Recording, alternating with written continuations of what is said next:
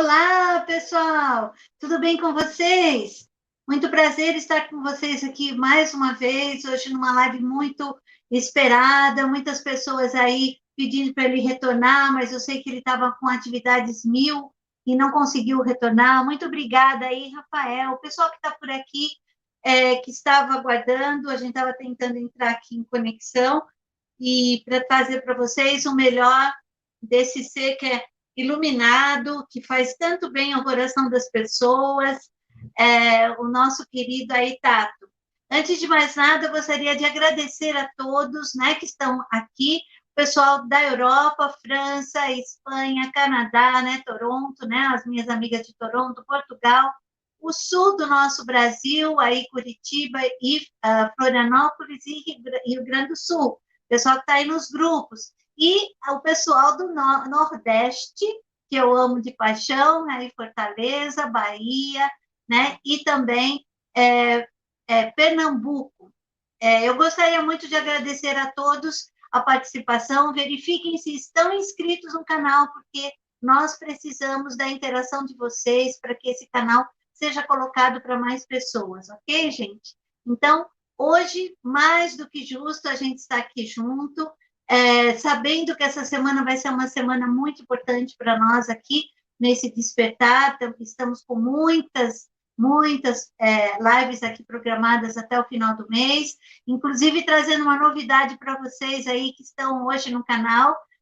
Domingo agora nós vamos estar com o nosso médico para a vida, que é o doutor Alessandro de Loyola, né? Está aí também lá no meu Instagram, as fotos que eu tirei na manifestação de ontem. Então, nós vamos estar numa live às 19h30. Então, aviso a todos e convido a todos para participarem com a gente aí na live de domingo também. No mais, muito obrigado, Jean Valelão, pelas revistas que estão lindas, maravilhosas, estão aqui. Continuem aí se inscrevendo, porque ele está dando aí um desconto especial para quem assistiu a nossa live, que está aí também no nosso canal. Então, fiquem com Deus e vamos trazer nosso convidado mais do que esperado. Quem ele é?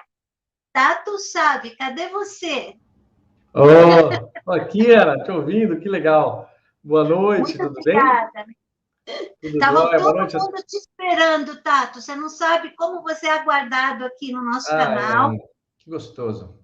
Eu É recebo muito daqui a energia, viu? Regra de Deus, isso é lei. De qualquer lugar que me mandem, de tantos lugares que você falou aí, nossa, quanta gente conectada, que bom, que gostoso. E eu tento retribuir a todos vocês esse mesmo carinho, esse mesmo amor, sempre que puder, quero estar aqui conversando com você, viu, Ana? muito bom, muito bom. Ano que vem a gente promete trazer o Tato aí, mas eu tenho que agendar, acho que com 6 meses antes, porque esse cara é tão difícil, gente, vocês não imaginam como ele dá dor de cabeça. Sabe como que eu consegui agendar essa live? Eu vou contar para vocês. Ele Diga, Ana. estava fazendo um trabalho onde ele É estava fazendo um verdade, é verdade. casamento. E a pessoa, a secretária dele, passou a foto para provar para mim, olha, o Tato, ele está lá fazendo o casamento. Eu achei lindo essa nova faceta dele, além de ser aí um palestrante, além de ser um doutor, né, ele é um dentista, né, que ele cuida aí com Pois é. carinho, né, lida com essa parte espiritual muito bem, agora ele também é casamenteiro, gente, como é que é? Olha, eu fiquei assim, achei incrível, e faz uns 4 meses que eu estou aqui esperando e a gente confirmou tudo. Imagina se eu deixaria escapar o Tato, né? E aí eu trouxe ele meio que assim, empurrado, que ele não tinha agenda. Que Mas ele, legal, mas quanto carinho da sua parte comigo. Obrigado, viu, Aninha? Mas é corrido mesmo, tem sido bem corrido eu por sei, essas somas de coisas que a gente vai entrando e nem percebe depois que já está com um monte de compromisso. Às vezes nem dá tanta conta, né?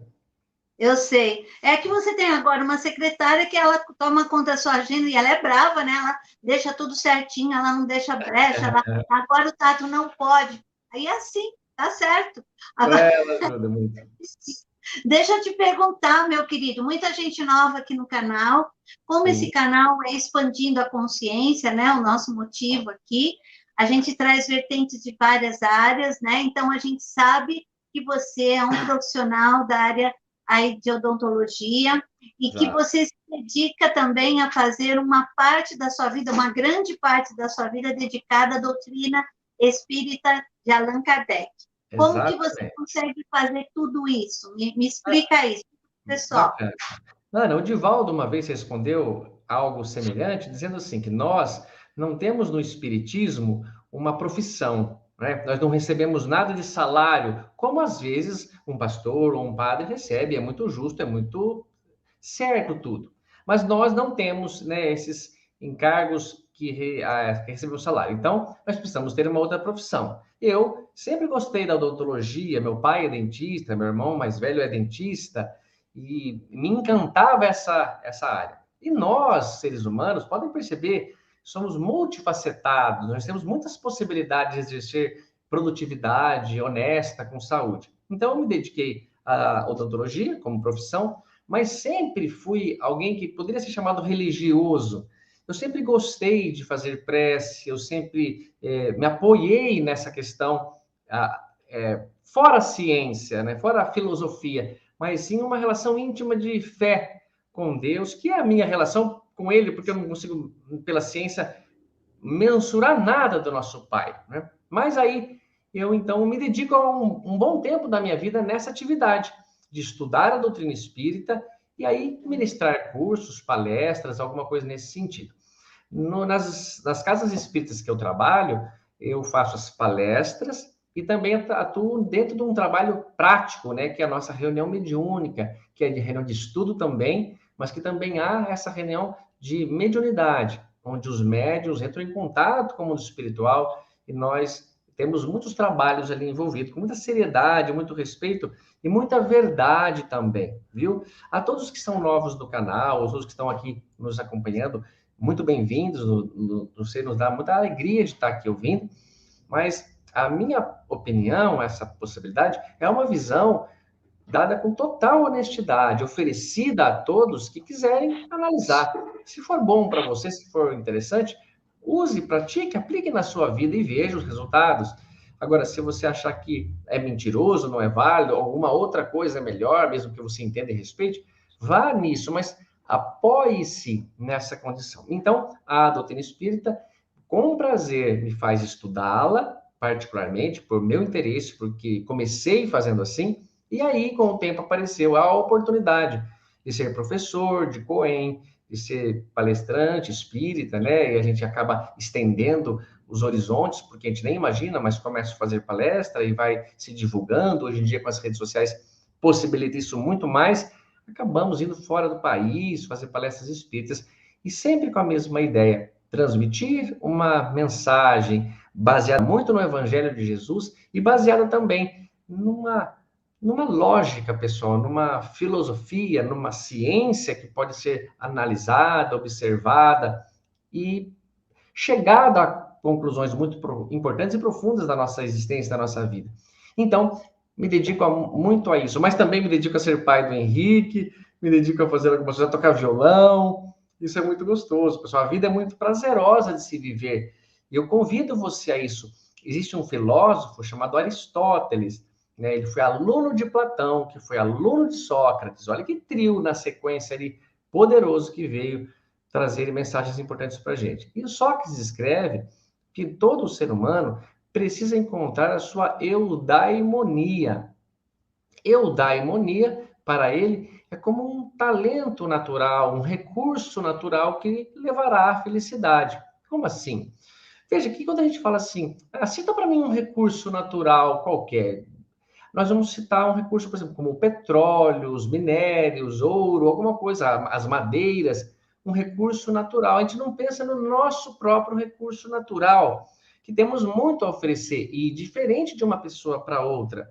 Aristóteles, então, que era botânico, era um pai da botânica, o pai da astronomia, veja que homem estudioso, ele comparou, não foi difícil para ele, um ser humano com uma planta. Por quê? Porque ele percebeu que uma goiabeira não poderia produzir laranja. Por mais que você adubasse, que você tentasse enxertar, vamos dizer assim, ela não foi feita para produzir laranja. Mas se você adubá-la, cuidar dela, podá-la, protegê-la, e plantada no solo correto, num lugar correto, ela vai produzir excelentes goiabas, e que são saudáveis, e que oferecem coisas que as laranjas não têm. Então, ele sempre quer dizer, alguns de nós, não adianta exigir que ele produza laranja, porque ele é uma samambaia. ele faz outra coisa, ele enfeita, ele faz outro papel. A grosso modo, todos nós, portanto, temos essa eudaimonia. Só que isso não é somente num ponto, num setor. Eu posso trabalhar uma aptidão natural que tenho pela área de saúde, com medicina, com odontologia, medicina veterinária, enfermagem, farmácia, tudo isso é muito bacana. Então você busca isso e ele diz que se você encontrar a eudaimonia, aquilo que você gosta de fazer, seja lá você é bom com crianças, você é bom com música, você é bom com matemática, ou que não é só bom, você gosta, você tem interesse, te toca num lugar diferente e as pessoas próximas a você, da sua família, por exemplo, não se importam tanto com isso quanto você. Então ele falou, encontrou a eudaimonia, agora leve a eudaimonia à excelência. E ele cria uma palavra do grego arete, que significa excelência, né? Excelente. O que é isso? É você ir praticando e desenvolvendo-se naquele setor para chegar no máximo que você pode oferecer de conhecimento, de boa aplicabilidade, da prática daquilo. E se você conseguir isso, ele diz, você encontrará a sua felicidade. Agora, se você errou na eudaimonia, você gostava de matemática e acabou fazendo alguma coisa biológica, humanas, porque estava dando mais dinheiro, porque você teve algum interesse particular, você não conseguirá ser feliz, porque você já errou a eudaimonia. E não adianta levar aquilo à excelência, porque você não vai levar com o seu amor sincero, com a sua boa vontade. Olha que explicação bacana que serve muito para nós. Então, Você conseguiu atingir duas, então, né? A é, música, sim, a sim também. profissão e a palavra. Você está com três, então. Que Três. legal. Ah, e a gente não sabe, Três né, áreas. Ana? Isso é o seu carinho falando, mas a gente pode perceber que nós temos talentos mais que outros da nossa família, e para aquelas pessoas, ela tem outros talentos que nós não temos. A reencarnação explica bastante isso. A reencarnação nos vai trazendo conhecimentos, mesmo que nós não lembremos. Veja que interessante. Se uma pessoa tiver amnésia da cabeça, ela não lembra nem o próprio nome, ela teve um problema, mas ela aprendeu a nadar ou ela aprendeu a andar, ela caindo no rio, ela sabe se defender. Mesmo que ela não se lembre, ela tem um conhecimento. Então, até num filme interessante, né? Um rapaz perdeu a memória, mas ele percebe que ele sabe montar uma arma muito bem. Ele percebe que ele consegue fazer coisas. Ele começa a se descobrir pelos talentos dele. Então, quem ele era, quem ele foi. O que isso quer dizer? Muitas vezes nós nos reconheceremos percebendo em nós essas tendências, não só boas, pessoal, essas tendências em às vezes fazer uma prática que não é digna de moral, ou a gente faz escondido, envergonhado. Isso a doutrina nos ensina a dominar, domar essas más inclinações, se esforçar para isso e deixar aflorar, desenvolver as partes boas. Portanto, num filho, pessoal, se nós temos crianças, observe, às vezes a criança quer entrar para aprender a tocar piano. Ótimo, matricule. E 1 mês, 2 meses ela enjoou. Ela quer bateria, deixa ele para bateria. Ela está se descobrindo. Se ela amasse aquele instrumento, ela não ia pedir para sair. Até que às vezes ele encontra um. Mas o impressionante, era quase certo, a pessoa já vai direto no instrumento que gosta, e eu não sei explicar por quê. Eu tenho a Que coisa. conhecimento que eu quero tocar baixo. Ah, eu quero tocar saxofone. Por quê? Eu não sei, achei bonito aquele homem fazendo aquilo, aquela pessoa. Então ele é natural, parece que aflora em nós. E Você já isso está tentando fazer, descobrir esses dons com o seu filho, porque ele já está numa idade já, finalzinha, ele já está já descobrindo que ele gosta. Já sim, Ana, fico tentando até perceber que instrumento ele gosta. Ele demonstrou primeiro, é que isso é uma tendência forte das crianças, mas gostar de bateria. Então, ele já, muitas vezes, quando ele foi, aí o estúdio estava sendo usado, tinham músicos tocando, ele olhava a bateria, e chama muito a atenção a bateria. Mas eu deixo ele totalmente em aberto a tocar, a mexer nos instrumentos, e sempre falo, olha, isso não é um brinquedo, isso é um instrumento musical. Não dá para ser usado como brinquedo. Pode ser usado como diversão, como passatempo, como aprendizado. Mas não é brincar de jogar ele para lá, de ficar fazendo coisa aleatória. Não, ele produz um som. E é isso, deixar que ele cresça. Mas nós todos temos isso. E quanto mais você puder se ocupar com essas partes, a sua vida vai ficando mais prazerosa, agradável. Por exemplo, Eu não poderia ter passado um dia bom se eu tivesse na minha cabeça que agora às 8h30 eu teria um encontro com a Ana e me chatearia, estaria desagradado. Ia interferir no meu bom humor ao longo do dia. Ou pelo menos eu ia ter de me esforçar para que não deixasse transparecer que à noite eu tenho uma coisa super chata para fazer. Mas então eu deveria parar de fazer e tentar encontrar nesse momento um outro lugar. O que que é? Você quer fazer pintura, curso de gastronomia? O que que você gostaria de fazer? Outra faculdade? Mas nós, muitas vezes, podemos viver e fazer essas coisas com esse amor e esse prazer. Então, lembrar que eu estaria aqui com a Ana Zutemir me dava ânimo, cara, dava vontade de trabalhar melhor, de polir melhor aquela restauração. E isso faz um bem, só impulsiona. Ana, eu já disse umas outras vezes alguma coisa assim, pessoal, a leitura, ela pode ser mais intensa ou menos intensa. Se você se dedicou a um estudo de livro dos espíritos, um livro de filosofia, como eu peno ali em cima de um livro do escrito por Platão, peno assim, porque é linguagem diferente, é profundo. Muitas vezes você tem que considerar um pensamento dele diferente de um conceito da média. O conceito dele, quando ele fala aquilo, é diferente. Então, você tem que entender o pensamento dele. E eu falo, nossa, cara, que desgastante. Eu rendo pouco. Eu ando 3 páginas, 4 páginas, com algumas anotações. E aí eu me canso mais rápido, eu noto.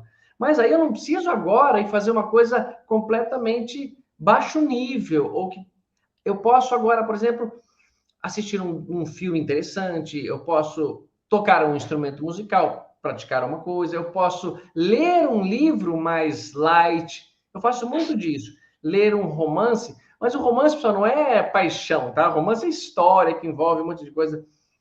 E essa leitura também me ensina, me desanuvia bastante a cabeça, descansa.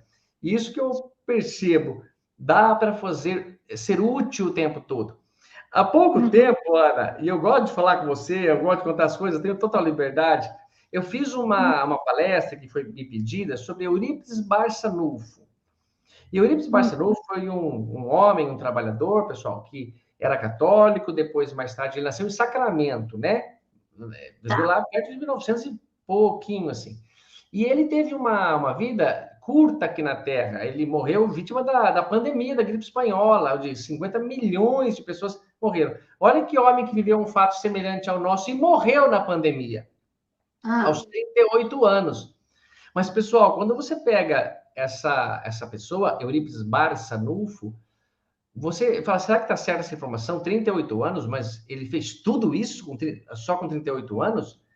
Sabe assim, ele não tinha curso de nada, ele não conseguia, ele não é que não deu para ser dentista, por uma dedicação à mãe, ele abriu mão da faculdade de medicina, mas ele ajudava como médico, ele era farmacêutico, ele era jornalista, e falei, meu, quanta atividade que esse homem tem, meu Deus, e tinha, e quanta história, e quanta coisa ele conseguiu fazer. Aos 38, eu estou com 45, Ana. E eu falo, eu trabalhei, mas assim, dar impacto na humanidade, não consegui fazer nada. E também não é a intenção de causar impacto, mas nossa, como ele era ativo, fundo uma escola, a escola não dá, ele. Então a gente começa a perceber assim. Por quê? É porque ele usou o tempo para produção, pessoal, para ser produtivo. O Chico Xavier fez a mesma coisa. Isso são fatos, não é porque eu estou falando de homens da doutrina, mas a produtividade dessas pessoas era grande demais. Não era somente psicografar os livros, mas era dar assistência às pessoas, a trabalhar em reunião mediúnica, a viajar para fazer uma coisa. Era muito forte, era muito profundo. Cuidar de crianças ainda quando pequenas e moravam com o Chico. Então a gente nota essa necessidade. E para mim isso é o caminho que ajuda. Como posso ser alguém mais produtivo? Tente ser produtivo naquilo que lhe interessa, que lhe traga retorno, mesmo que seja retorno de dopamina na cabeça. Que retorno de dopamina? O prazer em fazer um trabalho que você gosta, como pintura de pano de prato, como bordado, como algo que tente não envolver bebedeira, não tente envolver jogo, não tente... E jogo, eu falo assim, ficar num bar jogando bilhar.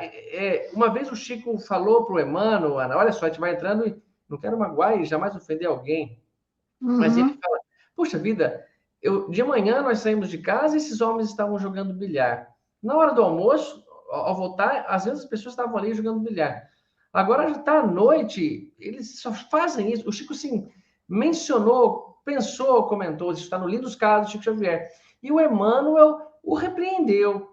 Então ele falou, ó, Chico, cuide da sua vida, você não sabe se eles estão de férias, você não sabe se ali, por exemplo, eles estão entre amigos e não estão se envolvendo com criminalidade, com drogas. É, verdade. Uma reunião de negócios. Uma reunião de negócios, por que não pode, né? A gente não sabe se eles sentaram na hora do almoço e conversaram um pouco. Então, o que eu quero só dizer assim, mas é que às vezes, pessoal, esse tipo de prática leva-nos a condutas mais preguiçosas, a desgaste do corpo, né? A desgaste de relacionamento. Então, tem que se tomar muito cuidado. E a doutrina espírita, o Evangelho de Jesus e Deus não são estragar prazeres. Pode acreditar nisso. Você já ouviu essa expressão, né, Ana? Você não estraga prazer, hein, meu? É quando você está entusiasmado com uma coisa, ou fazer uma festa, por exemplo, para o outro lá, de surpresa, e alguém fala, não vai dar certo. E fica tudo te estragando a sua emoção. Deus, Jesus e a doutrina não são esses. Eles são bondosos, querem que sejamos realmente felizes. Quando você é contrariado por Deus, por exemplo, uma coisa muito que você queria que acontecesse, ou que você fizesse, e não deu, e você parece que você responsabiliza ele, porque realmente está fora do alcance dos humanos, não foi para te estragar o prazer, foi para te proteger de um erro, para lhe dar um prazer maior depois. E é um prazer maior real, não um prazer maior na sua interpretação. Ah, eu gosto mais de Coca-Cola do que de Guaraná. Eu estava querendo tomar uma Coca e Deus me deu um Guaraná. Não, não é isso, não. Não meça a recompensa de Deus ou o real sentido da felicidade com um ser encarnado. Aqui, você, Ana, eu, qualquer pessoa não consegue descrever um momento de felicidade, de percepção, sem passar pelos meus 5 sentidos. Eu fico feliz quando vejo a minha família, meu animalzinho de estimação, quando eu como uma comida gostosa, comida que eu gosto, feita para mim, quando todo o sentido da matéria. Sócrates, por exemplo, pedia que nós não tivéssemos um comportamento semelhante a de um orangotango. Como assim? Que só faz movido pelos instintos ou pelas reações e sensações físicas. Come quando está com fome, dorme quando está com sono, bebe quando está com sede, aí faz sexo, aí dorme de novo, aí acorda de novo e dorme de novo, faz sexo de novo, aí acorda. Então, ele vive uma vida regrada em busca atrás disso, que é necessário, nunca numa conversa levemos para o extremo oposto. Claro que comer é importante e prazeroso, ter relação é importante e prazeroso, dormir é fundamental. Mas não faça somente isso. Gaste esse tempo, Sócrates falava, para gastar e usar com a necessidade, mas vá filosofar também. E filosofar é pensar fora da matéria, é pensar algo que está no sentimento. Fora da caixinha. Exatamente, fora da caixinha, tentar até um exercício de se posicionar e colocar no lugar do outro, perceber se o outro está agindo corretamente, no sentido de aprender, não de julgar, né? E isto que é o exercício da vida. Eu tenho tentado, Ana, seguir essas orientações. Não é fácil, tem dia que você está mais tendencioso para uma coisa, tem dia que não, mas você vai conseguindo, e rápido. Na matéria, pessoal, nós viemos de simples bactérias. Eu não consigo contrariar essa ideia da evolução nossa. E olha só, de modificaçõezinhas em modificaçõezinhas, olha onde chegamos. Olha que bonito esse pensamento, que é se eu não me engano, é Castro Alves ou Augusto dos Anjos. Mas de onde venho? Eu não sei se eu me lembro ele todo, mas assim, de onde venho? Venho das eras remotíssimas, das substâncias elementaríssimas, emergindo das cósmicas matérias. Venho dos invisíveis protozoários, da confusão dos seres embrionários, das células primevas das bactérias. Venho da fonte eterna das origens, do turbilhão de todas as vertigens, em 1000 transmutações fundas e enormes. Venho do silêncio da mônada invisível, do teto e fundo abismo negro e horrível, vitalizando corpos multiformes. Sei que evolvi e sei que sou oriundo do trabalho telúrico do mundo, da terra em seu imenso e vultuoso abdômen. Sofri desde as intensas torpitudes das larvas microscópicas e rudes a infinita desgraça de ser homem. Nossa, que lindo! É bonito, né? Nossa, como esses caras escrevem lindamente, eu acho. E a mensagem é essa. Eu venho da coisa tão pequena, tão insignificante. Olha onde chegamos, pessoal. Olha a Ana aí para você ver. Olha a mim. Olhe-se. Olha o corpo nosso, multiformes, com tantas funções, com tanto trabalho, com tanta regência para que se equilibre. Ana, eu acabei de gravar um vídeo para a TV Mundo Maior e eles Tá. me passam o tema. E no vídeo, o tema era que o estresse, né? O estresse tem crescido, tem atingido faixas cada vez mais jovens e que está sendo um problemão agora com a pandemia, está acontecendo um monte de Uhum. coisa. E o estresse em si, olha só que coisa bonita. É porque o nosso corpo ele tem uma coisa chamada homeostasia, que é um equilíbrio, uma regularidade que ele precisa estar na maior parte do tempo para que as funções orgânicas sejam bem feitas, que o pulmão funcione do jeito certo, o coração e com longevidade. Em momentos necessários, ele pode entrar numa situação assim de perigo, real ou imaginário. E então ele próprio libera em si mesmo dois hormônios fortes, que é o cortisol e a adrenalina, e faz com que o coração dispare, a gente tenha uma reação de fuga ou de luta. E isto é causado pela alteração do emocional. Então, onde está o problema no corpo físico? Você pode radiografar, procurar. Não está em lugar nenhum. O que está acontecendo? Uma parte de nós, chamada inteligência emocional, desequilibra, entra numa contrariedade e provoca em nós realmente, fisicamente, essa alteração. E essa alteração faz com que o nosso corpo tente trabalhar além do limite. Como o coração bombeia mais rápido, sangue para a musculatura, para o cérebro raciocinar, para eu fugir daquela situação real ou imaginária. E olha só o exemplo, Ana, como dá certo. Se você pegar um carro, por exemplo, e tiver lá um botão de turbo, no qual, quando você aperta, você joga uma substância no motor, que ele vai trabalhar com muito mais potência, com muita força, ele vai além do que pode, vai esticar as correias, vai forçar tudo. Só que ele pode fazer aquilo numa situação de perigo, para fugir de uma ponte que está desabando, para fugir de uma colisão, supondo essa comparação. Só que se você começar a liberar muitas vezes no motor essa Tudo. substância, esse turbo, o motor se desgastará muito rápido. Ele pode começar a ter problemas em outras partes. Isso para o nosso corpo é a mesma coisa. Esse recurso existe para nos salvar a vida. Foi muito necessário pular, subir. É por isso que muitas pessoas adquirem forças que você não imagina para carregar uma outra pessoa por vários quilômetros, como eu tenho uma história de amigos que aconteceu isso. É por causa dessa potência, dessa força.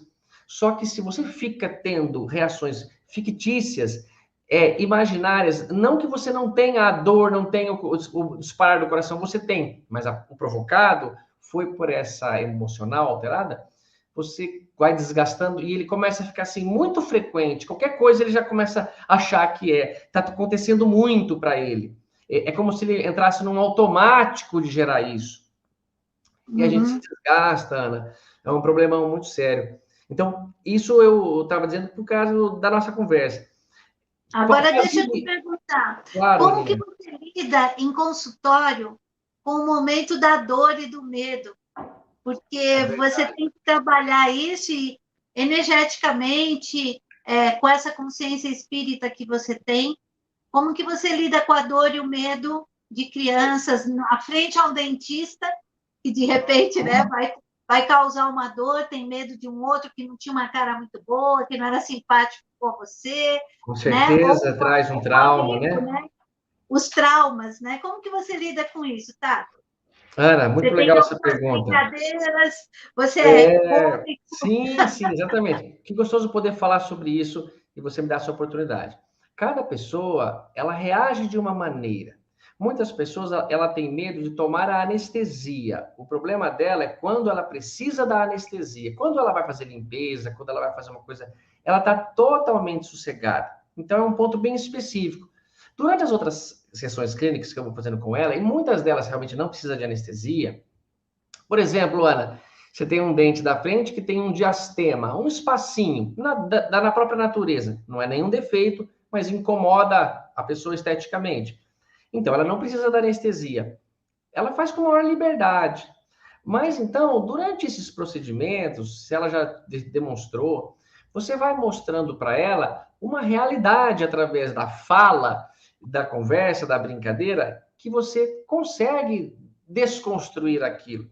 Eu explico que o medo, por exemplo, é algo importante, mas ele tem que ser entendido como cautela, como precaução. E que tem dois medos. Um medo que fala, puxa, eu preciso extrair meu dente. Com quem eu vou extrair? Aí você tem toda a cautela, toda a preocupação de analisar, ouvir, consultar pessoas e escolher e se entregar.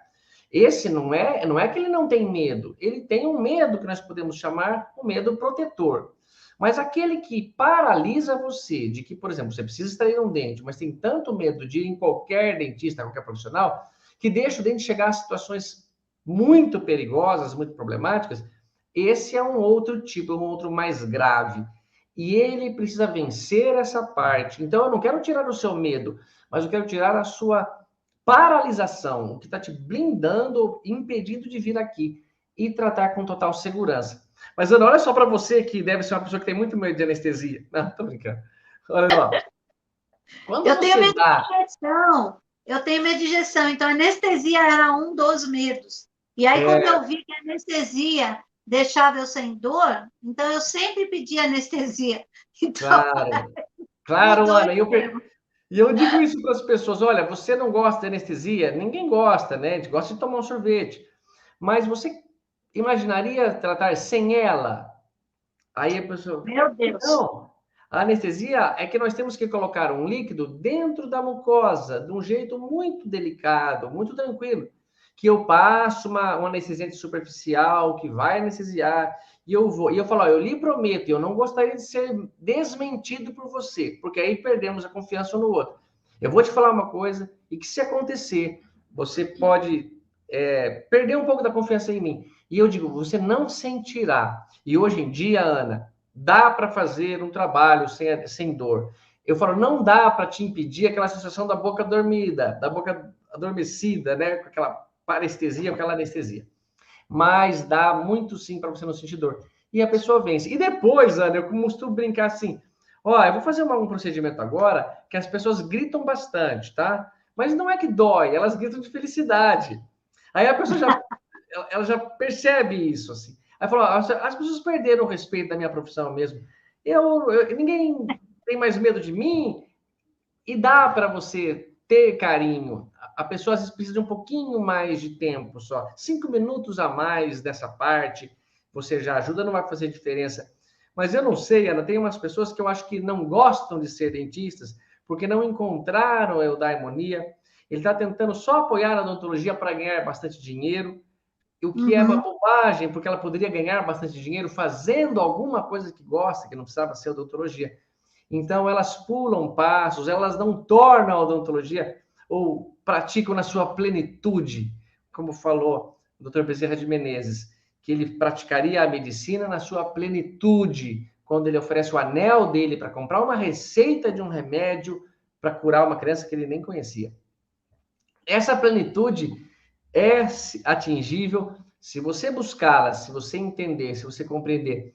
E se você me perguntar qual que é o melhor dentista, no caso, mas qual é o melhor profissional, qual é o melhor dentista? É aquele que atende o seu paciente do jeito certo, aquele que ama atender aquele paciente daquele jeito. Uma criança é diferente de um adulto, uma mulher é diferente de um homem, um que tem medo, um que não tem medo, uma mulher que está mais grávida, um que tem mais grávida, que está grávida, um que está com a diabetes alterada. E todos são tratáveis. É uma delícia, é uma delícia. Isso é muito legal. Agora, vamos voltar aos nossos amiguinhos aqui, ó, que estão aqui. Eles estão Vamos, sempre por claro. perto. Vamos. Hoje Vamos. nós estamos aí falando muito, né, sobre essa regência que nós estamos aqui. Passamos por um eclipse cósmico, né? Começou uma situação um pouco mais tensa lá, as pessoas falando que o ano que vem vai ser um ano muito acelerado, que as pessoas vão ter que estar muito ligadas em vários aspectos por causa disso, por causa daquilo, dos planetas e tal. Como que vem essas informações aí pela nossa espiritualidade e como que os anjos atuam no nosso dia a dia, principalmente no seu, você tem que estar aí sempre perto, pedindo proteção, né, e estando em Legal. contato com muitas pessoas. O que os anjos trazem para a gente, tá? Legal, Ana. Olha só, a pergunta é muito bem profunda. Quando nós, pessoal, ouvimos tais informações, eu preciso sempre, atendendo o Allan Kardec, que não é para agradá-lo, é para me ajudar, é para o meu bem raciocinar, ter bom senso e ponderar tudo. Então, quando eu falo assim, os astros, a Lua está não sei aonde, tal coisa assim, ela causa uma influência no planeta Terra, não tem como negar. A Lua, por exemplo, causa uma influência nas marés, causa influência também nas partes duras da Terra. A gravidade, por exemplo, da Lua, quando alinhada com a do Sol, aumenta muito a maré. Então, isso interfere. E o nosso corpo é formado de água, se nós considerarmos assim, e influencia também na parte sólida do planeta, nós somos influenciados. Mas será que é isso que dá o nosso temperamento, a nossa personalidade? Eu sou de setembro, Ana. Eu sou de virgem, né? Então, quando eu falo que sou de virgem, a mulher fala assim, nossa, você deve ser muito metódico, super disciplinado, assim, de chato, isso aqui. Eu falo, algumas coisas sou, outras... Então, eu estou no signo errado, eu peguei uma outra parte. Mas aí tem ascendência tal. Olha só, pessoal, eu respeito e acho tudo muito importante, mas as constelações, por exemplo, elas são algumas que nós olhamos ali no céu e nós que demos o formato que ela é de virgem, que ela é leão, que ela é um escorpião. Para os índios, por exemplo, eles se baseiam através de outras medições que eles chamam de constelações de outro nome. Por exemplo, que tem da cobra, que nós não temos. Então, como que seria essa influência? A da cobra não funciona, porque os índios que falaram, é a nossa que funciona, que é um grupo de astrônomos lá do passado, de seres humanos, que se reuniram e falaram, ó, essa aqui é a de leão. Mas o índio não vê leão ali. E eu posso falar, não concordo, para mim isso aí está mais parecendo uma outra coisa. Dinossauro. Um dinossauro, um jarro d'água, está parecendo uma harpa, qualquer coisa, um alaúde, o que eu achar que parece e que me orienta e que me guia. Então, se fosse uma coisa só, se fosse tudo, parecia então que eu perceberia. E não digo que não há influência, eu não digo que há como precisar tanto assim. Se eu pegar todos os seres humanos que nasceram no dia 20 de setembro, no mesmo horário que eu, pode colocar na mesma sala, é tudo igualzinho? Não, tem gente que é totalmente diferente de mim. Mas então, pessoal, ponderemos o seguinte: nós somos espíritos que estamos vivendo e vivendo e vivendo muitas vidas, reencarnando em muitos signos, em muitos lugares. O horóscopo chinês, por exemplo, é diferente do nosso, por quê? Porque foi feito por pessoas diferentes, eles veem outra coisa. Então, qual é a influência boa? Para o chinês funciona o deles, para o nosso funciona o nosso, mas se ele vier no Brasil, vai funcionar o nosso. Para mim, começa a chocar e eu falar, pessoal, não estou vendo uma coerência muito grande. Não é que eu não acho que haja efeitos na maré, não é que eu não acho assim, mas eu só digo que esse tipo de influência, para mim, não me comove, não me toca. Mas a influência que a Ana comentou e perguntou, essa sim é direta e acontece constantemente com todos nós. E muito mais presente do que se imagina. Nós estamos sim passando por uma fase, talvez agora intensa, ou mais perceptível, mas nós, seres humanos, estamos passando por fases desde que existimos. Não coloquemos assim, olha, agora estamos passando por uma fase. E quando não se está passando por uma fase, ou individualmente ou em grupo? Essa não foi a primeira pandemia que nós enfrentamos, teve outras várias que mataram com muito mais violência, mas estamos percebendo essas mudanças. E o tempo todo, em todas as fases, o mundo espiritual está nos ajudando. Mas como que eles ajudam?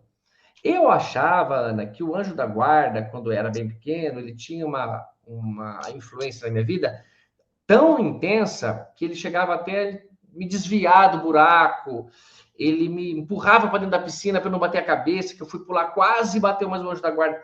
Eu tinha uma impressão assim, que se eu esquecesse um fogo aceso, ele não deixava pegar fogo.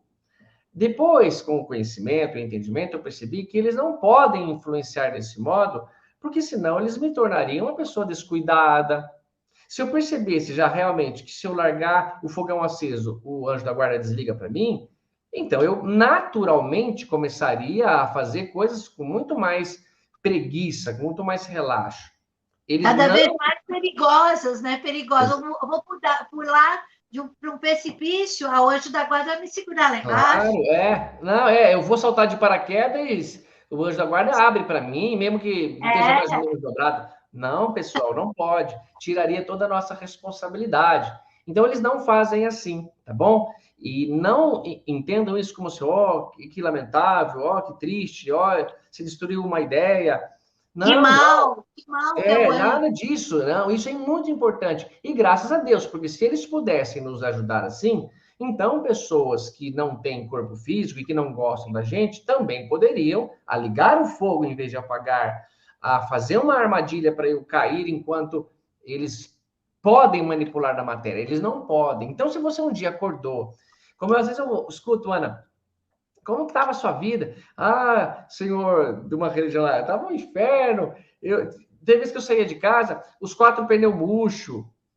Eu falava assim, e dando a ideia Eu que realmente briguei com a minha mulher, fui mandada embora do emprego. exato, exatamente. Acusando totalmente o trabalho no mal. E o fato dele se envolver com uma amante, o fato dele usar droga, não tem nenhuma responsabilidade direta dele.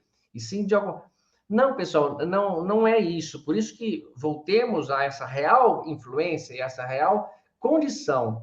Se você chegou um dia na garagem, os quatro pneus estão murchos, pode acreditar. Ou uma pessoa foi lá e murchou os quatro pneus, ou você passou numa rua que estava com vários pregos para cima, você não percebeu, e atingiu os quatro de uma vez, o que é muito raro, mas não foi uma entidade espiritual que os murchou. Não foi. Eles não podem fazer isso com essa liberdade, senão a nossa vida ficaria um inferno. Graças a Deus, eles não podem manipular. Mas nunca acontece. Pode acontecer através da mediunidade de um médium de efeito físico, mas você percebe aquelas casas que são chamadas de mal assombrada, que voa a panela, que Pega bate no telhado, fogo. não é, Ana? Mas não, graças a Deus é muito raro. As mesas girantes de Poltergeist, né? Você está isso, dizendo. poltergeist, exatamente.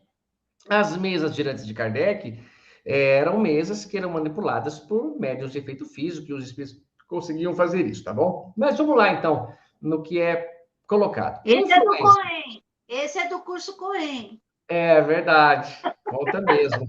Fala toda essa Mesas parte. giratórias. É. Mesas giratórias. Mas olha que interessante. Os espíritos, então, influenciam em nossos pensamentos, na nossa intenção. Ele percebe, ele sabe dos pontos fracos. E nós temos conosco um espírito que é designado para nos orientar, nos ajudar, com boas instruções, com coragem, com bom ânimo. Veja que eles não podem fazer muita coisa. Vamos imaginar, Ana, que nós sejamos anjos da guarda e vamos representar que somos técnicos de um time de futebol. Nós estamos ali ao lado do campo, ou falando com eles por um megafone, eu posso a qualquer momento que eles venham na beirada, mas nós não podemos cobrar o pênalti para eles. Nós não podemos cobrar o escanteio. Eles que têm que cobrar, nós podemos treiná-los, orientá-los, ajudá-los, encorajá-los, mas não tem como eu jogar o jogo, é jogo deles. Então, Dá eles vão. dicas, né? Daquelas dicas. Olha, se você for Isso. para cá, aquele lá é mais fraco, vai por aqui, né? Exato, Ana, exato. Mas como eu percebo isso?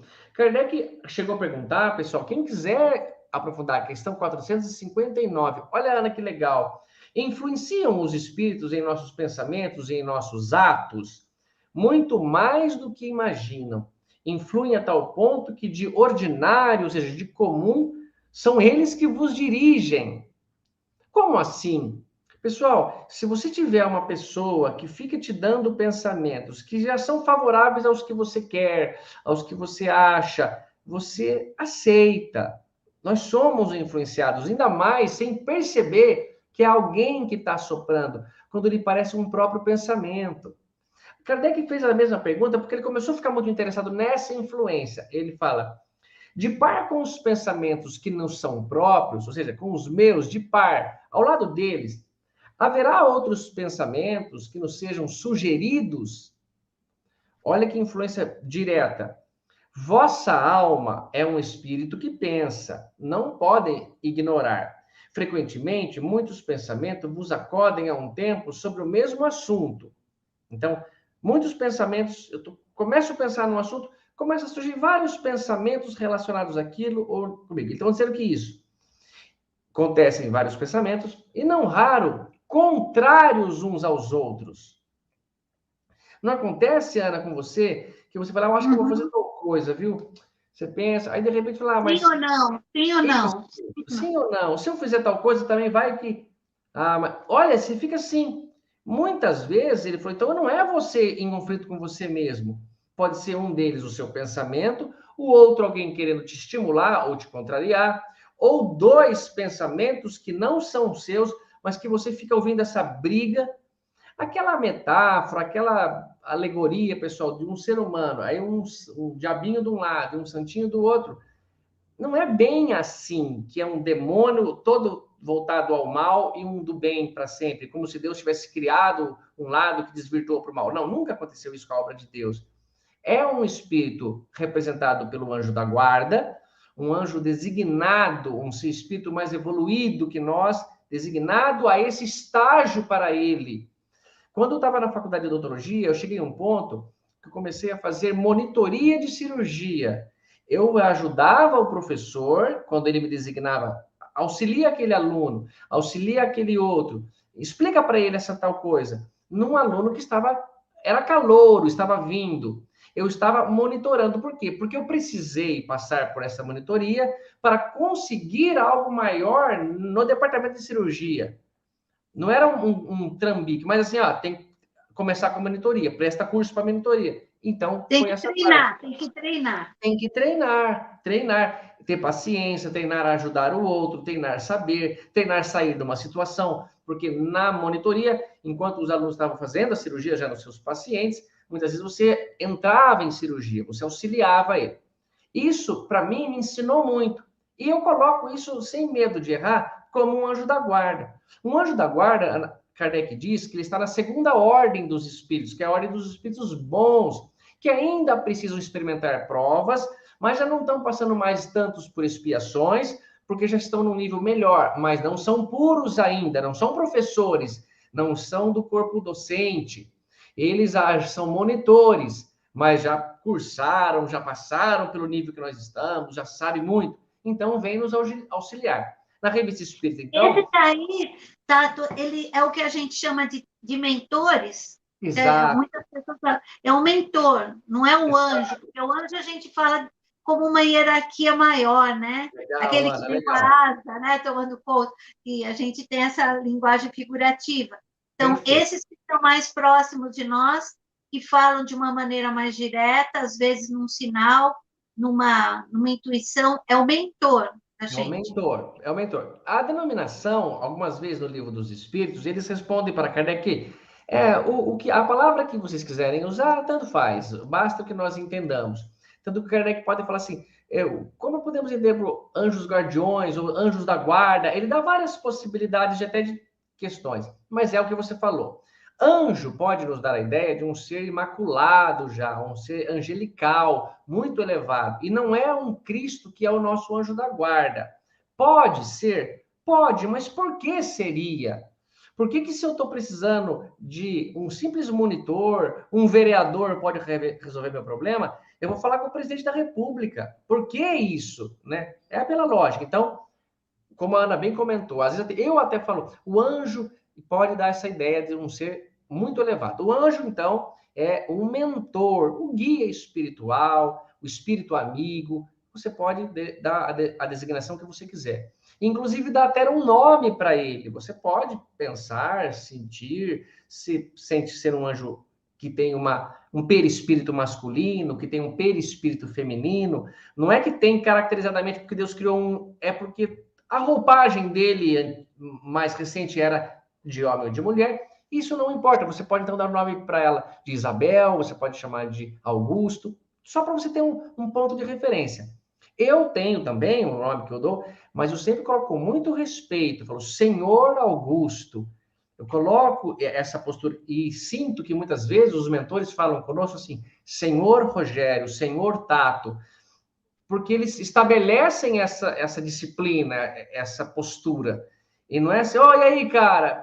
Eu não gosto até muito quando se refere a Jesus assim, para chegar para Jesus falar, e aí, cara, me ajuda aí, meu. Vocês têm que falar assim com ele. Eu não acho que. Camarada, o meu camarada. É todo o seu sentimento que vale, mas então é por isso. E daí eles estão, como São Luís de Santo Agostinho fala na Revista Espírita, é missão deles, e eles fazem isso de muito bom grado. Eu fico muito feliz de saber essa missão deles e fazerem de bom grado. É coincidente, concilia com o pensamento de eu tenho um trabalho a fazer e eu quero fazê-lo. É a minha eudaimonia. Eu preciso trabalhar, mas eu quero ir trabalhar com odontologia, eu gosto. Essa é uma influência maravilhosa. Então, nós estamos tranquilos, pessoal. Essa influência é sempre positiva, eles estão coordenando tudo? Não, não é sempre positiva. Porque muitas das vezes os pensamentos não são pelo lado do perturbado, do perturbador, que é um espírito como nós. E que nós, muitas vezes, sem nem perceber, somos obsessores encarnados de seres encarnados. Você obsedia o filho, você obsedia o pai, se escraviza, você não permite. Isso como encarnado, porque obsessão não é de espírito para cá, isso é um meio de se entender. Mas pode ser de desencarnado para desencarnado, pode ser encarnado para encarnado, encarnado para desencarnado, acontece também essa obsessão grande demais. Então, essa influência é uma troca direta. E os espíritos amigos vão tentar nos influenciar para o bem. Para o bem, pessoal, por favor, não confundam o que é só te tirar, proteger de situação ruim. Quase sempre essas situações ruins são aprendizados que precisam vir. Por exemplo, ter um filho muito rebelde, por mais que se tenha tentado, ter casado com um homem que tem uma mãe que, nossa, ela dificulta a sua vida.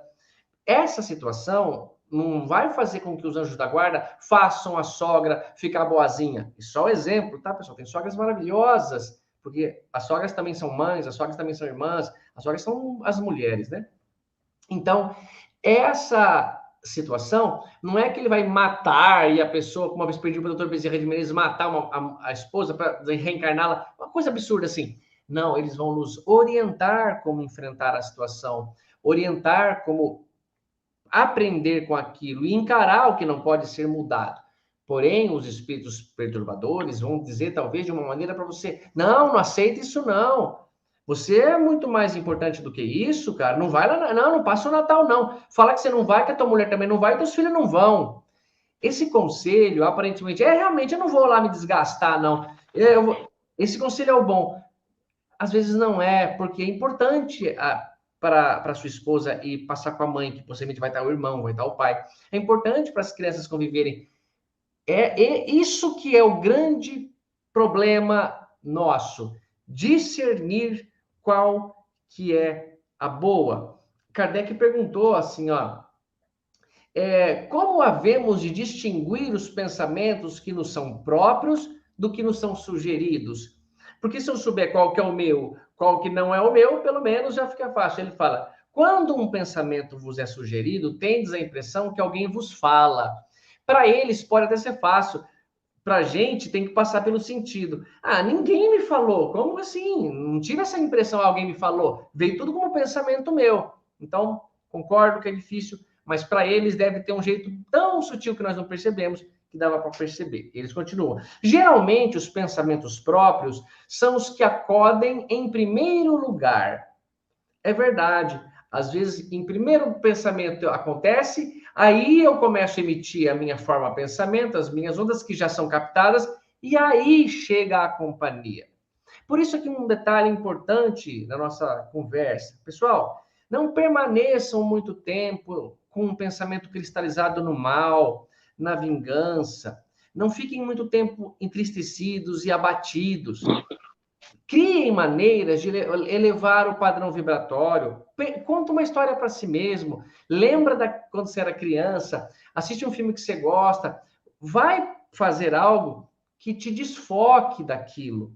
Para você dar ao corpo, dar ao cérebro, ao todo o nosso metabolismo, ao espírito, que você não fica muito tempo triste. Ele percebe, pessoal. É impressionante. O cérebro, ele cria hábitos. Por isso é importante ser disciplinado com o horário, comer quase no horário certo, dormir no horário certo. Para quê? Para que o seu cérebro esteja produtivo na hora exata. Mas se você fica combatendo, fazendo situações problemáticas para ele, ele se habitua a causar problema. Então, isso é muito verdadeiro. Olha o que ele vai só concluir, ó. Então, afinal, não vos é de grande interesse estabelecer essa distinção. Olha, Ana, que bonito. Os espíritos falam para a gente, pessoal, mas também não é tão fundamental. Não se preocupa. Kardec até depois comenta. Se Deus quisesse que nós percebêssemos, faria como fez com o dia e com a noite. Um dia facilmente perceptível para nós, porque é interessante. Mas saber se é seu pensamento, se é de um ou de outro, não interessa. E por que não interessa? Olha que coisa importante. Não a fazendo, ou seja, não distinguindo, obra o homem, trabalha o homem com mais liberdade. Se se decide pelo bem, é voluntariamente que o pratica. Se toma o mau caminho, é da mesma forma, e maior será a sua responsabilidade. Então, se a Ana quer fazer uma coisa e ouve, tem claramente que aquele pensamento não é dela, foi de alguém que fala para ela fazer aquilo e ela faz e se dá bem, ela não agiu voluntariamente. Ela saberia pela própria decisão dela. Agora, se fala para ela e ela se dá o mal, coitada, não foi culpa dela. Ficar palpitando na vida dela, ela errou. Então, nós precisamos adotar e assumir o livre-arbítrio.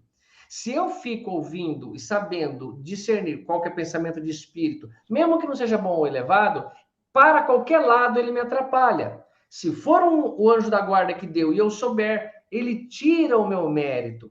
Mas ele gostaria que eu ouvisse a dica dele. Não gostaria? Gostaria. Mas que você não soubesse que é dele. Que você recebesse aquilo e falasse, puxa, o Pretec tinha uma boa ideia aqui. Então vai, filho, é boa? Segue. Porque você vai ter toda a honra de imaginar. Não sei se foi eu que pensei, mas achei de tudo que eu tinha o melhor. E do mesmo modo, a parte negativa. Você não pode fugir, pular fora de que foi você o culpado para aquilo desandar desse jeito. Foi você que foi agressivo, você foi respondão, você não desculpou, ou você não quis comer, ou você fez questão de comer tudo. Você tomou a decisão, mas os espíritos me falaram, mas você nem sabia se era da sua cabeça ou se era de espírito, bom ou mal, você era senhor da situação. Isso, pessoal, não dá para a gente controlar. Dá para não ter os pensamentos deles? Não dá. Então, dá para você só ficar com os seus? Não dá. Se desse, pelo menos fala, é tudo pensamento meu. Não pego nem mal nem bom, vou por mim. Mas não dá. Dá para só pegar os maus? Não. Ah, até dá, vai quase. Dá para só pegar os bons? Até dá, mas nós não estamos nem numa condição nem noutra. Como assim até dá? Como que eu pego os bons? Como que eu posso que a humanidade, então, seja influenciada e aproveite a boa influência? Você precisa praticar boas ações para que você não fique acompanhado de companhias que gostam de más ações. Quais são as más ações? Pensa bem, pessoal. O que vai te dar mais falta do planeta Terra quando a gente morrer? Ué, se você for viciado em bebida alcoólica, vai ser isso. Se você for viciado em outro tipo de droga, é isso. Você cria uma dependência no corpo físico. Quando morre, está totalmente dependente daquilo e não tem mais o corpo físico para usar. Então, precisa se aproximar de alguém que esteja encarnado, que faça aquilo que você quer e que você chupe uma bala com plástico, vai. Você fica aí tentando sentir um gosto por ele. Que coisa triste, né, pessoal? Se eu encontrar com você, Ana, no mundo espiritual, e eu desejo encontrar, porque eu vou estar numa boa se eu estiver lá, porque você vai estar bem. Eu não queria que você me visse assim atrás de coisas pequenas da terra, de atrás. Eu poderia estar atrás de uma ajuda. Ana, estou indo fazer uma assistência ali no hospital, quer ir lá comigo? Olha que legal. Mas, pessoal, então o que eu faço? Com o bom comportamento, naturalmente, eu já espanto um pouco. Tem uma pergunta de Allan Kardec que ele fala, como podemos assim, nos desvincular da má influência? Ou, nesse sentido, ele fala, confiar em Deus e praticar o bem. Olha que coisa linda, resposta curta. Confiar em Deus por quê? Porque não tem vez que a gente fala, poxa, mas eu estou fazendo tudo que é bom, o Chico Xavier só fazia coisa boa. E que vida que esse cara tinha, tanto ataque, tanto jornalista detonando, tanta perturbação. Como posso acreditar que fazer o bem dá certo? Confia em Deus. Essa é a resposta. Está fazendo certo? Continua, confia. E pratica o bem. Por quê? Porque é praticando o bem que você se sintoniza com o lado do bem. Você fica mais voltado a ouvir a instrução do anjo da guarda.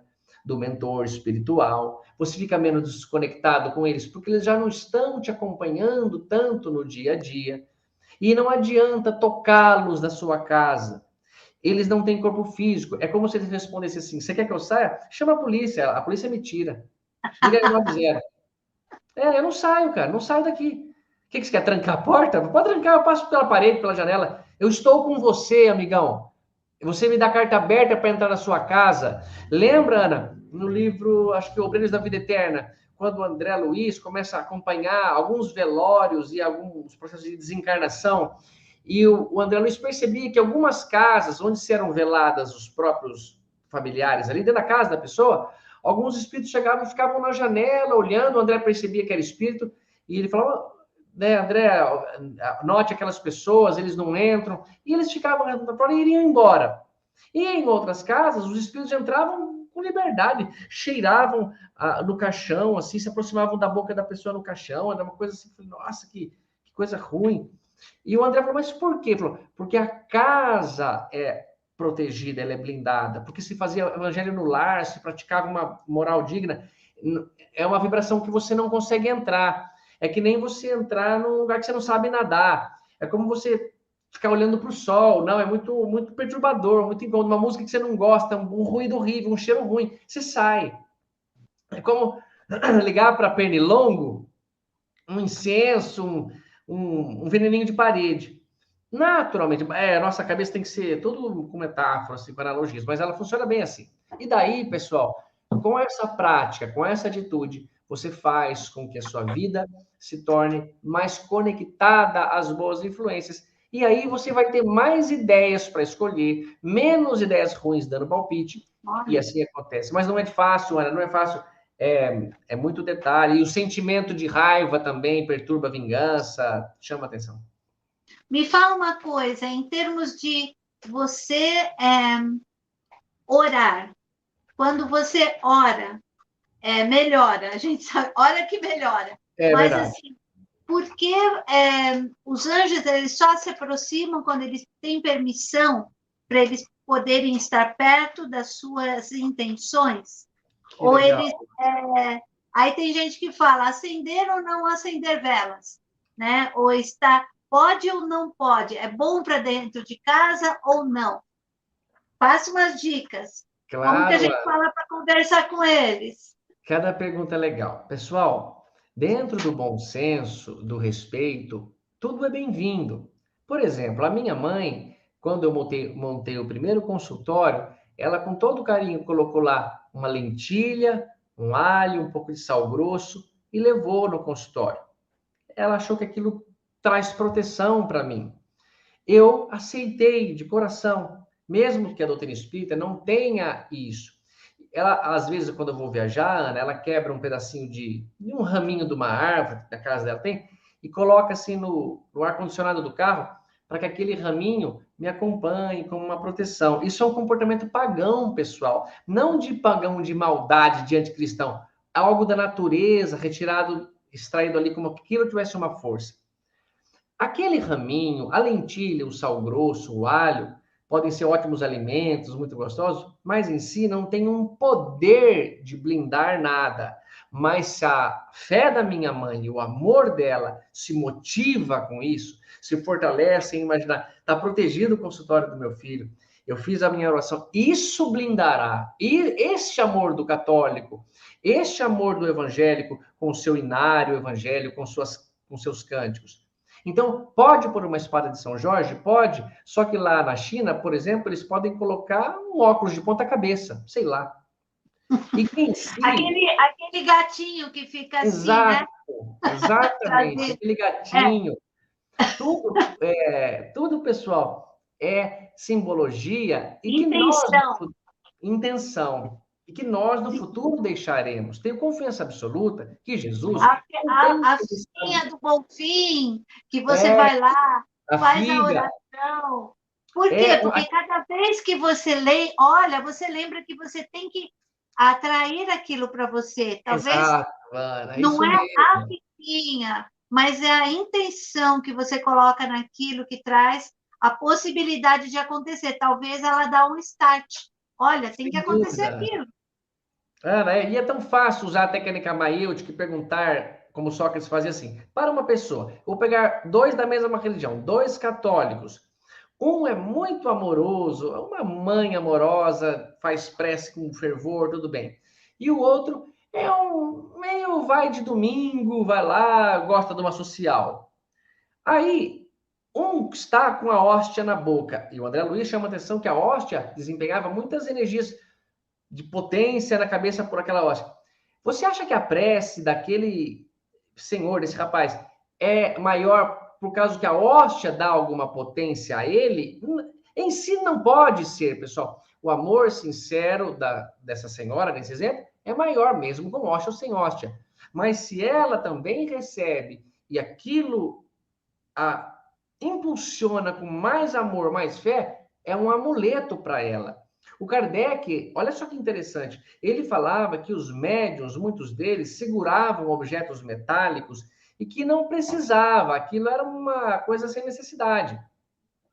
Mais tarde, ele fala isso na Revista Espírita, no Livro dos Médiuns.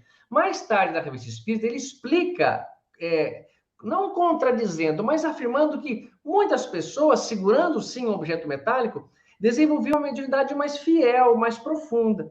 E que aquilo, então, era um potencializador para a pessoa. Então, a pergunta da Ana tem que ser respondida bem objetiva. É válido, sim, se feito com respeito, mas que o seu comportamento seja digno de alguém que se oferece aquela proteção. Se você fez uma intenção de acender uma vela a um santo, você tem que honrá-lo em se comportar com a sua parte. O que você pediu para ele? Proteger sua casa de ladrões. Sim, mas vamos trancar, não vamos ser pessoas que vão ficar ostentando coisas, vamos tentar ter uma vida que colabore. E isso valerá a pena. Eu não acho saudável quando um cientista fala, deixa de ser ridículo, joga isso fora, coloca um alarme na sua casa. Não acho que só isso seja verdadeiro. Acho sim que a vibração da casa, a frequência da casa, os pensamentos atraem pessoas, afastam outras. É muito comum perceber isso, que certas casas parece que naturalmente têm uma proteção maior. Mas eu compreendo que não é vindo em si de outro lugar, senão do ser humano, do Filho de Deus, que é o que tem a parte viva. Mas, Ana, uma vez eu estava falando isso e uma moça perguntou e eu falei, puxa, eu devia ter mencionado. Falou, mas os objetos não são influenciados? A água não é magnetizada, por exemplo, num passe? É verdade, minha irmã, você tem razão. Mas então, por exemplo, um objeto que você leva para o Papa benzer, a intenção boa do Papa vai impregnar, vamos dizer, naquilo, vai estar ali com boas vibrações. Potencializa, potencializa. Potencializa. Só que esse objeto, ele não é resistente a novas vibrações que ele vai receber. Se ele chegar numa casa que é um verdadeiro inferno, uma imoralidade, em pouco tempo isso aí está totalmente contaminado pela vibração que você também tem. O Papa não é mais filho de Deus do que qualquer um de nós. E ele em si não pode responder por atitudes que nós estamos tomando por causa de um objeto que ele benzeu, pôs na sua casa, só que a sua casa é uma imoralidade do começo ao fim. Vocês recontaminam aquele ambiente, vocês perturbam as vibrações das águas, dos objetos que estão ali. Portanto, era quase que um hábito do meu pai. A minha mãe dava esse raminho, meu pai acendia um incenso e ficava caminhando com um incenso triangular, fazendo prece pela casa, soltando uma fumacinha. No consultório ele faz isso aqui em casa. E aí ele larga na porta de entrada e fica ali um tempo fazendo a prece. Tenho certeza absoluta, Ana, que os mentores, os anjos, vendo-o fazer isso, se aproveitam dessa hora para orar com ele, para inspirá-lo, para dar uma intuição. Ó, quem sabe então se você melhorasse isso daqui? Nessa hora, Anne, você comentou muito bem sobre a prece, essa oração, é o momento da sintonia, da intenção da sintonia. Não que eles não possam influenciar fora da prece, mas na prece é uma hora que você é sincero, fala, puxa, a minha prece, por exemplo, ela tem sido, na grande maioria, de agradecimento, um pedido, orientações para que eu continue caminho, uma boa energia, estímulos, seja lá que livro que eu tenho que ver, com quem que eu tenho que falar, mas é esse motivo, não é faz para mim, quero assim, olha só como que está a minha vida. Nada que eu fale é desconhecido por eles, deve orientá-los segundo a minha opinião, então eu não sei direito o que falar. Então, quase assim, confirmando, pessoal, acho que fui bem hoje, eu atendi os pacientes, aquele lá está meio apertado, eu aumentei as vezes para ele sem juros, e eu acho que está tudo certo, né? A hora que. Assim, e isso me parece demonstrar um coração sincero, Ana, um coração de alguém que pode receber uma influência. E ao ouvir falar, puxa, acho que eu vou fazer coisa. Às vezes durmo sem saber, acordo, pronto, Ana, com a mensagem limpa. Nossa, cara, se eu sonhei e não me lembro, mas está aqui. Muito obrigado, pessoal. Eu acho que acertei. E às vezes dá muito certo. Mas essa sintonia, essa ajuda acontece o tempo todo. E mais ainda quando estamos em momentos mais difíceis, como a nossa pandemia, como agora com a economia bagunçada, porque muitos pararam de trabalhar, talvez fomos um pouco inconsequentes demais em tomar excessivo cuidado por uma coisa que precisava de cuidado, que é uma doença que matou, mas que também tem outras doenças matando mais e parece que não há preocupação com a outra parte. E agora, olha o preço que estão as coisas, olha como está faltando material. Então, eles estão nos ajudando, orientaram na medida certa, orientarão ainda, e nós precisamos ouvi-los. Cada um tem o seu anjo da guarda e essa inspiração é individual, mas em grupos há também orientadores maiores. Jesus, por exemplo, não é anjo da guarda de nenhum de nós. Ele pode, se quiser, interferir na vida da Ana, na minha, mas ele tem prepostos, pessoas que ele confia, que são dignos de estar nessa posição. Mas o nosso mestre é um governador do planeta todo, ele cuida dessa ordem de quem reencarna, de quem está no lugar que está, de como o planeta deve pensar e passar. Mas é muito mais profundo do que a gente pode conceber e imaginar. Mas essa ajuda sempre vem, e também a influência por espíritos que têm esse direito para nos deixar discernindo sempre tudo que pode nos prejudicar. Mas é uma delícia conviver com eles, viu, Ana? Ou se é. Agora sim, nós estamos entrando no mês, né? Que vai ser um mês que a gente fala muito sobre Jesus, sobre anjos, sobre o menino Jesus, sobre enfeitar a casa. Eu sei que ele também esses enfeites, essa forma que foi criada, que é uma forma comercial, que não foi da data de repente até correta, não sei, mas assim, uns falam que é de uma data, outros falam que é outra, mas a energia crística, né, para os cristãos Isso, principalmente, ela está no ar, né, a partir desse é mês. verdade. Até que ponto esse consumismo, né, que as pessoas agora vão poder se reunir mais, é aquela comilança, né, aquele tio que você não gosta, que você vai lá e fala Feliz Natal para aquele cara, né? Como que as pessoas Pois têm que é, reagir frente a essas reuniões que vão vir pela frente? Encontrar ou não aqueles que você não gosta, né? Ou exato, Ana. fazer um sorrisinho amarelo, né? Para Todo conviver com mundo aquela tem isso, né, Ana? pessoa. Pois é. Como é que é o convívio dessa energia crística? O que a gente tem que fazer? Qual que é a orientação do lado espírita de tudo isso? Bacana. Pessoal, a Ana já começou dizendo uma coisa correta e verdadeira. Jesus não nasceu realmente dia 25 de dezembro. Não. Ponto final. Nessa data não poderia, porque contrariaria o evangelho. Como assim?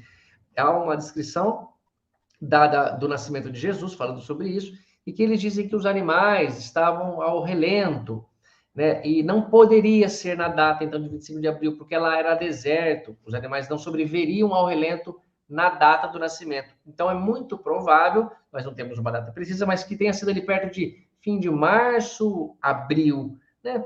Março, abril, tudo bem. Mas o que interessa? Interessa o que a Ana falou. Vocês não sentem um sentimento de comunhão baseado em Jesus, representando o nascimento do nosso mestre, que foi colocado no mesmo dia do Natalis Solis Invictus, que é o nascimento do Sol invencível, um pensamento pagão também, que brindava que o nascimento do Sol tinha sido nesse dia. E que, para não adulterar demais, já que eles queriam que os pagãos tornassem-se cristãos, é melhor colocar em datas comemorativas que eles já estão habituados. Aos poucos nós vamos trocando. Funciona muito bem mesmo. Então, Jesus está celebrado, que nasceu no dia 25 de dezembro. Até aqui, para mim, tudo bem. Até o próprio Shakespeare está registrado num dia errado, não importa, as obras dele é que manda. Só que tem Quantos uma... brasileiros, né, É, registrados Ana, depois. quantos brasileiros, quantos de nós temos outra data? Eu, por exemplo, Ana, eu falo que tenho 45, as pessoas acham que eu tenho 25, então foi registrado acho que em outra data. Ah, Tem tudo bem, não carinha de precisava, 25, tem não carinha de precisava 25. mais. Né? Aí, pessoal, o que tá, na minha opinião, assim, um pouco distorcido, é que então, vamos colocar o personagem verdadeiro. Por que a colocação de um velhinho, como o Richard Simonetti falava, muito simpático, de barbas brancas, mas que é um grande mercantilista? Ele chega com um saco de presentes, ele vai distribuir o presente material, ele não vai distribuir em si alguma outra coisa que vá além dessa parte, sendo que é um momento de confraternização, de irmandade e atender ao aniversariante. Quando você vai num aniversário, você não leva um presente que aquela pessoa vai gostar, apropriado à idade dela, ao entendimento que ela usa ou que você gostaria que ela conhecesse. O aniversariante é Jesus. O que você gostaria de oferecer a Jesus? Qual é o presente que ele não tem? É uma quantia em dinheiro? É mais um carro que você compra para o filho? E se você vai dar um presente em nome de Jesus, pode até ter um presente material, porque senão parece que você também é pão duro ou não quer, mas ele precisa estar acompanhado disso que a Ana falou, essa tolerância, essa comunhão, essa fraternidade com pessoas que se agregaram na nossa família de um jeito que a gente não queria. É o namorado da filha, é a namorada da filha, é o namorado do filho, é a namorada do filho, é a sogra, é o teu próprio irmão, é alguma coisa. Mas o que vai fazer? Esta parte, para mim, precisa ser um ponto de tentativa de ser sincero, de conviver e estreitar a relação. Olha, eu não sei, mas ó, uma coisa que eu preciso chamar a atenção. Eu acho que o bom relacionamento, a tolerância, a romper diferenças é mais importante do que ser religioso. Eu acho que é mais válido para a encarnação do que ser uma pessoa fiel a uma religião. E digo isso apoiado numa interpretação que tirei de Jesus, que eu posso estar errado, mas eu acho que não, que o nosso mestre fala sobre isso, dando um exemplo de que se você está pronto para fazer uma oferta diante do altar, note que ele está falando que você vai dar um presente, ofertar uma quantia em dinheiro, ofertar um candelabro de ouro, ofertar uma estátua nova, uma escultura. Você está diante do altar, você não está na sua casa, ele fala.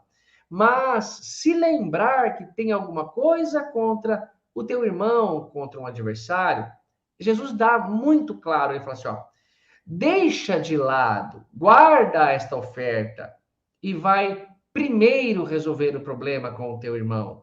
Vai, enquanto estás a caminho com ele, que eu interpreto, enquanto estão encarnados, enquanto está como teu irmão, enquanto está como tua sogra, como tua nora, como tua cunhada, faz essas pazes de algum jeito.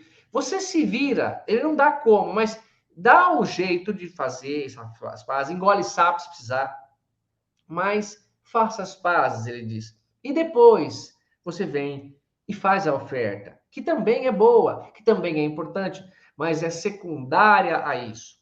Para enfatizar ainda mais, Ana, eu troco o exemplo que Jesus deu para ver como ele estava intencionado. Se ele falasse assim, pessoal, vocês estão em casa e acordaram num dia, olhando para o alto, lançou ao Pai uma prece, pedindo uma orientação. Pai, no dia de hoje, tenho dois grandes trabalhos a resolver: fazer as pazes com o meu irmão ou fazer uma oferta à minha igreja, ao meu altar.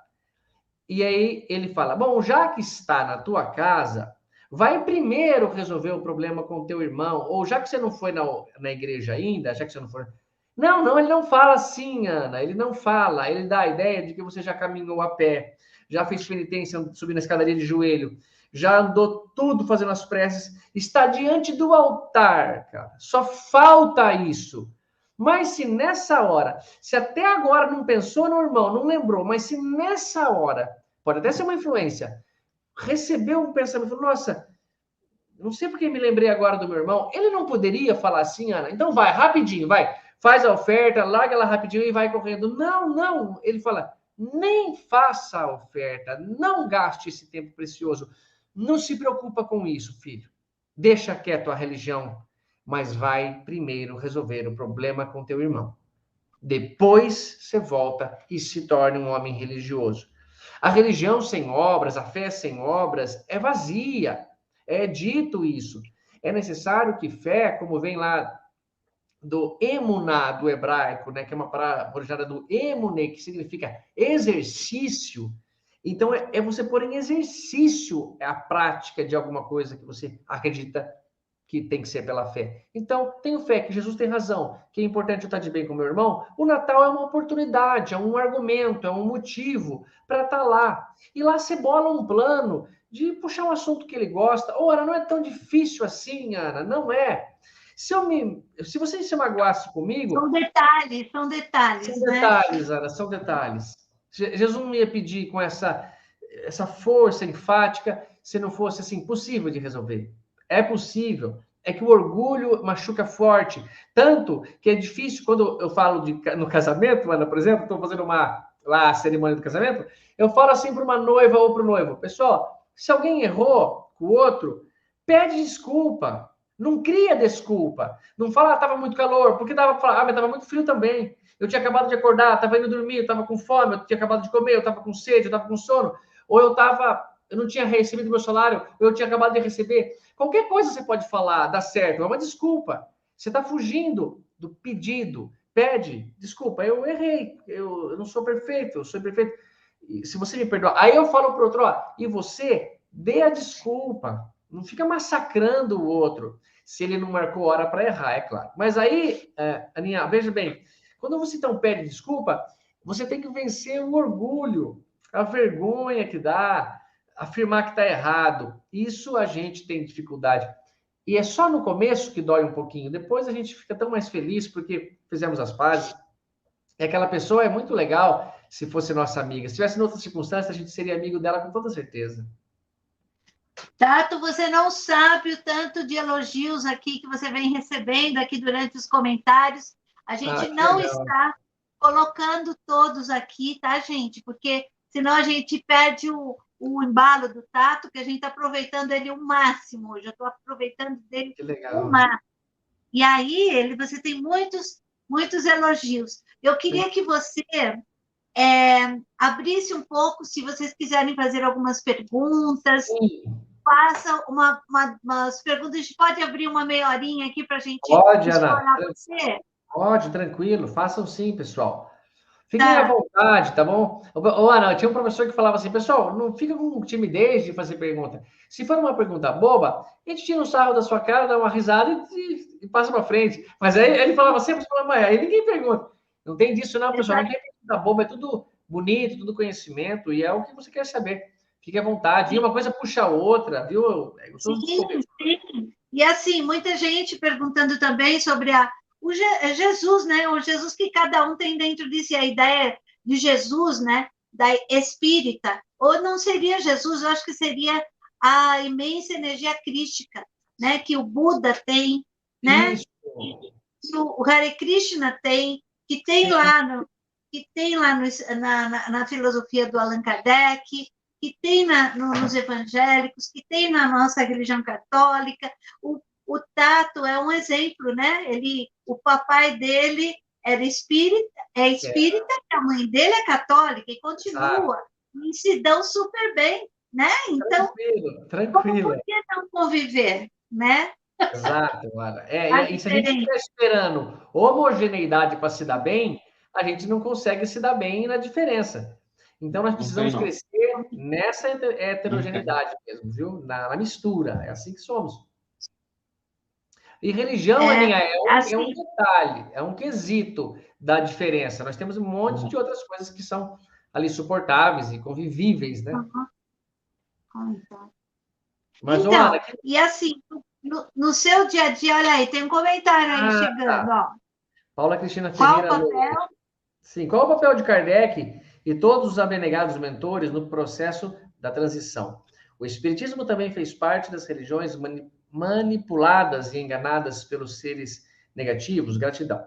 Olha só, pode deixar a pergunta aqui, Ana, às vezes ela é grandinha, eu sei que cobre um pouco o meu rosto, mas só para não me perder aqui. Tá. Ó, saber qual é o papel de Kardec, exatamente o que ele está fazendo agora, o que ele desempenha, é muito difícil, né? Quando o Chico também era perguntado, Paula, no Pinga Fogo, onde estaria, por exemplo, Padre Anchieta, onde estaria, por exemplo, ele falava, esse Judas, ele falava, eu sou uma formiguinha para saber, para ter relação, para explicar dessas pessoas. Mas, com certeza, quanto mais elevado, Paula, é o espírito, como o de Kardec, por exemplo, ou como os mentores abnegados que você mencionou, mais trabalho eles vão tendo. A evolução nossa passa por uma lei, que é a lei do trabalho, e que ela vai se intensificando naturalmente, quanto mais somos elevados. Menos ociosos nós vamos ficando.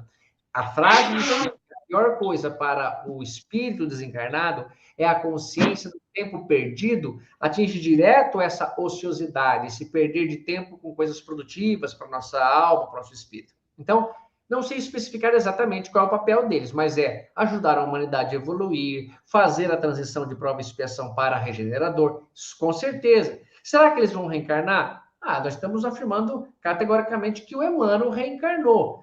Não sei onde ele está, alguns falam interior de São Paulo, que tem 20 anos, mas vejam, eles estão trabalhando, eles estão se oferecendo a encarnações para impulsionar a humanidade.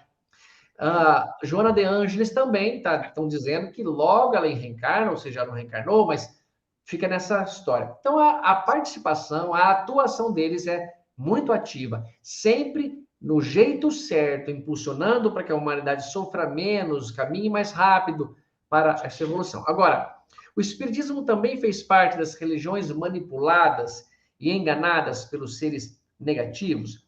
Olha, o Espiritismo que eu sigo não tem participação em enganar pessoas. Kardec é colocado como nosso codificador por filtrar para nós muitas coisas que não podiam ser colocadas. Então, estrategicamente, encarna lá da pleiade de espíritos sublimes, superiores, um deles, que era o espírito de Hippolyte Léon Denis Arrivai, o Allan Kardec. Ele encarna, mas fica com certeza conectado com os mentores, com a equipe que o ajudou. E por que encarna um homem tão sábio, tão elevado assim? Porque senão ia ter muita contrariedade na doutrina, muita mentira, muita coisa errada. Mas aquilo que se fala, por exemplo, num poste de luz, que eu estou vendo na minha cidade, búzios, cartomantes, espiritismo, eles colocam assim, não pode ser considerado o espiritismo de Allan Kardec. Eles deveriam usar outra palavra, porque a palavra espiritismo foi criada por Allan Kardec para diferenciar de espiritualismo, de espiritualidade, que já existia. Então ele fala que a pessoa espírita pode ser chamada de espiritista, de espírita, e não de espiritualista, que abriria um leque maior. Então ele nos limpou muita coisa, trouxe algo que você pode confiar. Então, não sei se entendi direitinho, mas a doutrina espírita não faz parte de manipuladoras, de espíritos enganadores. Mas eu conheço um médium lá que fala que ele está praticando e sendo mistificado. A doutrina explica que existe a mistificação. O que é? É quando um espírito engana o médium. Isso é espiritismo? Não, o espiritismo ensina que você leia, cate feijão, separe as partes boas das ruins. Então, o espiritismo não defende o que é qualquer coisa de mediunidade. E mediunidade não é espiritismo? Não, mediunidade é uma potência do ser e o espiritismo explica ela como outras explicam também, tá bom? Mas então, acho isso. O espiritismo de Allan Kardec é o verdadeiro, o único espiritismo baseado nos 5 livros, em que Chico também trouxe. E se você ler lá, você vai entender que é profundo e que ele não tem relação com maldade nem com enganação de ninguém. Uhum. É que tem pessoas, né, que eu acho que canalizaram para o mal, né, algumas coisas por quererem ganhar poder, por quererem ter benefícios financeiros, eles utilizavam essas energias para se satisfazer o ego e estarem aí produzindo tudo isso. Então, nós fomos muito ludibriados, né? Haja visto que nós tivemos aí. Eu vou falar de um aí, né? Nós tivemos aí um grande. Só vou falar um pouquinho mal. O João de Deus, né? Que canalizava, e tal.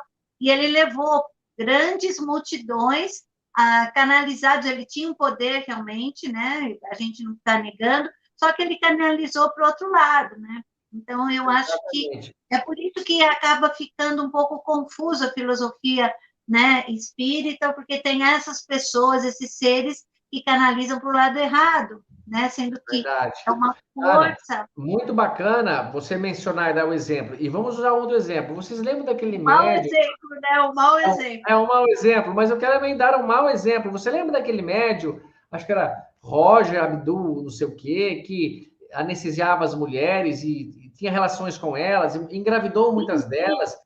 Esse homem. Abdelmaci. Exatamente. Esse homem, ele não representa a medicina, pessoal. A medicina é uma ciência que cuida da nossa saúde, da nossa vida, do nosso bem-estar. E ele não é, ele era médico, mas não representava a medicina. Igual homens que são policiais e são bandidos. É um bandido de farda, não representa o que defende a sociedade. Tudo tem isso. Então, tenta realmente diferenciar. E nossa, a sociedade é imperfeita porque somos imperfeitos. Então, na prática do espiritismo, pode haver imperfeição, mas na sua essência, na sua teoria, não há imperfeição. Eu consigo entender e captar ali contrariedades, mentiras, fraudes, né?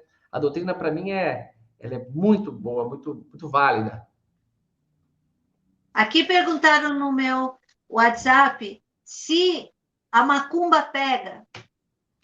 Que pergunta boa. Pessoal, o Richard uma vez contou uma palestra que é uma história que dá certinho. Que numa encruzilhada, ou seja, onde duas ruas se cruzam, haviam 4 casas, cada uma morando numa esquina. E, ao sair pela manhã, um homem viu uma vela, uma garrafa de bebida e um tipo de farofa, um tipo de comida ali. E logo ele falou, nossa, essa gente não tem mais o que fazer. O que será que estão querendo dessa vez? Fechou seu portão, foi trabalhar tranquilamente. O segundo morador saiu de lá e falou assim, nossa, uma macumba, vão tentar me pegar. Eu vou tomar o meu banho de proteção. Foi para dentro, pegou o sal grosso, joga nele, a espada de São Jorge, faz o negócio e vai trabalhar em paz, limpinho. O terceiro vê aquilo e fala para a esposa, meu amor, um trabalho para a gente, nós temos que fugir agora de casa e ficar tantos dias fora. Pega a mulher, a gente sai de viagem. E o outro morador vê aquilo e falou, eu estava sentindo já, eu estava sabendo de onde vinha essa energia forte e se adoentou. Qual a verdadeira causa daquilo estar ali? Era uma pessoa agradecendo ao trabalho que havia sido feito no seu lugar para o emprego que ele havia conseguido. Colocar numa encruzilhada uma vela, oferecer uma garrafa de pinga e uma farofa, um santo àquele que ajudou. Não tinha nada a ver com nenhum dos 4. E os 4 moradores reagiram diferentes. Um não se importou, foi trabalhar. Outro precisou de um banho de defesa, uma proteção espiritual dele lá e não foi contaminado. Um fugiu, porque não tinha outro jeito, e um se adoentou. A minha resposta é: pega, está no livro dos Espíritos. Pode um homem mau, com o auxílio de um mau espírito, fazer mal a alguém? Olha que pergunta maravilhosa. Se falar, mostra aí quais são as 10 perguntas mais importantes, essa estaria no meio. Pode um homem mau, com o auxílio de um mau espírito, fazer mal a alguém? A resposta é não. Deus não permitiria. Como assim não? A gente não pode contratar um pistoleiro e ir lá e dar um tiro no outro? Posso fazer, mas eu tenho que, no caso do espírito, contratar o espírito para ele ir lá fazer alguma coisa como espírito que me prejudica. Induzir eu trair minha mulher, ela me pegar, induzir eu comer demais uma coisa que me faça mal à saúde, induzir eu estar tendencioso ao uso de droga, uma bebida, mas só permitirá se eu quiser.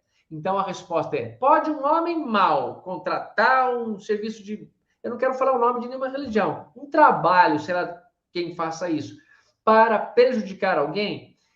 Pode fazer isso e ser prejudicado? A resposta é não, Deus não permitiria. Por que não permite? Porque se você estiver blindado, nada atinge. Mas o mal pode pegar? Pode, porque o espírito pode ir lá.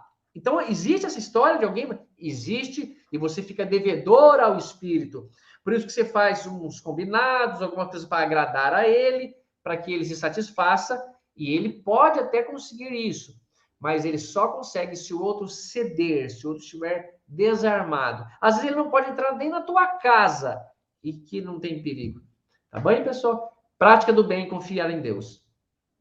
Amarração existe? Ah, que legal. Olha só, pessoal, toda a questão para o objetivo que for, existe. Para ganhar o emprego, para perder o emprego, para morrer alguém, para não sei o quê, para amarrar, para eu ter um relacionamento. Existe essa tentativa de espiritualmente influenciar em alguém. Existe? Existe. Mas vai dar certo? Só se a pessoa ceder, só se ele ficar ali ludibriado, como, sei lá, uma hipnose, uma mistificação que existe. Por exemplo, a obsessão, você entra no início chamada obsessão simples. Quando vocês têm essas influências, talvez todas as que nós temos, ou alguns que não têm obsessores, mas essa que aceita uma sugestãozinha aqui ou ali. Só que se você vai se ligando, se conectando muito fortemente, você entra num processo chamado de fascinação, no qual você fica fascinado, ludibriado. Você começa a receber uma carta como se fosse do John Lennon. Agora eu estou compondo uma música com o John Lennon, mas não tem nada de John Lennon aqui. E eu estou querendo lançar o CD e a gravadora não quer lançar. E eu vendo tudo, pago tudo do meu bolso, mas é um fiasco, não faz sucesso porque é ruim mesmo. Eu estou achando que era. Então, isso pode. Ah, se eu só achar que o outro é o príncipe encantado, se você se entregar, se ludibriar, pode. Mas tudo nunca contrariará o nosso livre-arbítrio, a nossa disciplina. Então, a amarração pode dar certo para fracos de emoção, de cabeça, e pode não dar certo porque eles não podem fazer tudo o que querem. Tá. Quer dizer que depende de cada um de nós. Olha aí, mais uma perguntinha aqui para você. Que legal. Deixa eu colocar uma observação. Beleza. Não sei se estou errada, mas me tira essa dúvida, Tato. Se o Espiritismo não é uma religião, poderia ser uma filosofia de vida? Graças a Deus, ela não tem dogmas, não proíbe nada, mas tem o livre-arbítrio. Legal, Celina, muito boa pergunta. Ó, Kardec, no que é o Espiritismo, ele define o Espiritismo como uma ciência de observação e uma doutrina filosófica. Então, o que é o Espiritismo, senhor Allan Kardec? Ele responde: o Espiritismo é, ao mesmo tempo, uma ciência de observação e uma doutrina filosófica. Ponto final. Ele está dizendo que é uma ciência. E ciência é aquilo que pode ser de observação ou não de observação. A ciência de observação, Celina, é quando você faz ciência sem poder manipular naquilo. A astrofísica é uma ciência de observação. Você não pode programar um eclipse para acontecer na hora que você quer. Você pode observar um eclipse. Você não pode ver a distância que tem de uma estrela colocando ela mais para cá, mais para lá. Você pode somente observar a astrofísica. A matemática, por exemplo, não é uma ciência de observação, é uma ciência de atuação. Você pode entrar num quarto escuro, apagar a luz e fazer matemática mentalmente. Você pode pegar um caderno e fazer o que quiser com matemática. Então, Kardec diz que o espiritismo é essa ciência de se observar como que os espíritos se manifestam, como que é aquilo. Eu posso, Ana, fazer uma brincadeira aqui que nunca dá certo, mas eu faço com você e vibro. Se tiver algum espírito aqui, ó, vira a página desse caderno para mim. Ora, não quero influenciar eles mexerem, ó. Se tiver algum espírito, vira aí, pessoal. Eles não viram nunca, então não vou perder tempo. Ah, tá aí a prova que eles não existem. Não, porque uma ciência de observação, eu não posso interferir, eu não posso pegar o espírito e fazer o que eu quiser com ele num laboratório. Mas então essa é a primeira parte. Só que ele também diz que é uma doutrina filosófica, porque traz consequências morais do nosso livre-arbítrio, da nossa atitude.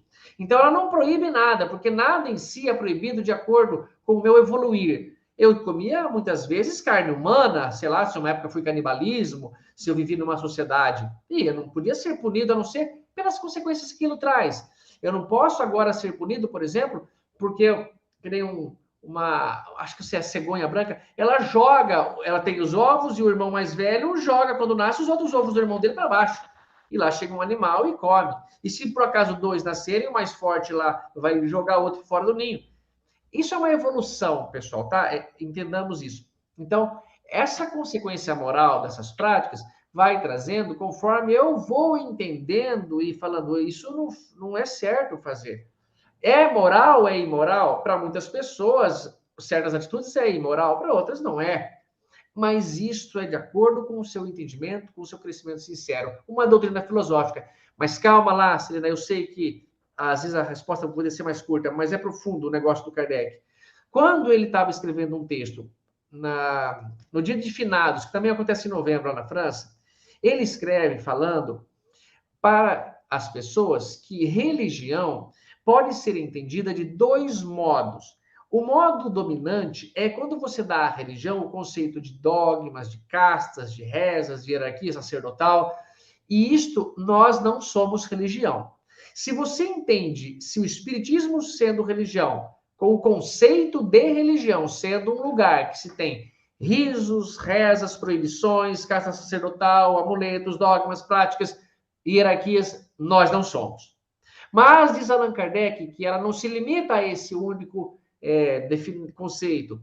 Ele diz também que religião pode ser um laço, uma parte no sentido mais etimológico da palavra, de religar o homem a Deus, religar os homens entre si. E neste sentido, sim, ele fala, nós somos uma religião e nos glorificamos por isso.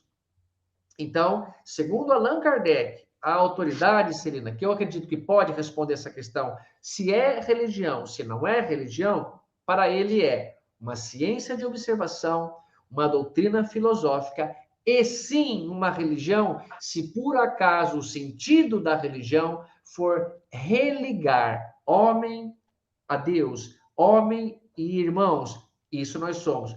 Então, na religião dominante, sacerdotal, amuletos, nós não somos e não nos importamos em não ser. Mas do outro jeito, nós nos glorificamos em ser. Mas eu posso usar como uma filosofia de vida? Se você chamar a filosofia de vida torná-lo prático, maravilha. Use como filosofia de vida, sim, Serena. Para mim, não é uma filosofia de vida. Para mim, a filosofia é o que eu estudo dos filósofos. A doutrina espírita é a maneira correta de um espírito se comportar como encarnado. É a maneira de eu me ligar a Deus. Uma coisa que pode ser provada pela ciência, que também tem moral. Ah, depois eu chamo isso de filosofia de vida. Então eu estou como você, só que eu uso outra palavra. Mas que legal, que pergunta boa essa da religião, acho muito bacana. Nossa, agora o pessoal está perguntando, olha, só mais essa pergunta e mais uma que está aqui na moita, só para você encerrar, porque eu sei que você acorda cedo para o trabalho, tem hora para dormir, tudo certinho, e aqui a gente fica se estendendo, porque é muita coisa para ensinar num dia só, né? Então, muito complicado. Olha uma observação aí, Tato, para você. Tá, essa aqui é da Edna Ribeiro. Oh, que legal, Edna. Tato, o seu jeito de transmitir os conhecimentos de forma... Edna, posso continuar lendo? Não vou me machucar com o seu... Ah, vamos lá. Tato, o seu jeito de transmitir os conhecimentos de forma bem-humorada atrai muitos simpatizantes para o espiritismo. Inclusive o meu marido não é espírita como eu, mas gosta muito das suas palestras. Ô, Edna, você sabia? Eu comentei isso com a Aninha antes de você falar, que muitas pessoas dizem isso, que às vezes o marido não gostava muito do espiritismo, não se importa com religião, mas gosta das palestras e até aceita ir com ela no centro.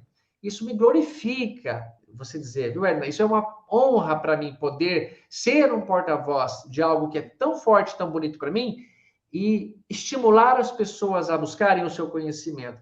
Se isso me redime do meu erro de passado, do meu passado de erros, nossa, quero continuar praticando até o fim. Como a Aninha falou, que fala muito é porque a gente tem que fazer as coisas, né, Aninha? Mas eu agradeço esse elogio, Celina, de coração. Nossa, nós comentamos, Tato, um pouquinho antes da nossa live, comentamos a forma como ele aborda o sentido do casamento, que muita gente vai, às vezes, como convidado, e a abordagem é totalmente diferente de um casamento normal de uma igreja. E ele não se coloca na posição lá em cima, né, de um grande... ele está tentando orientar de uma maneira gostosa. Isso, Ana.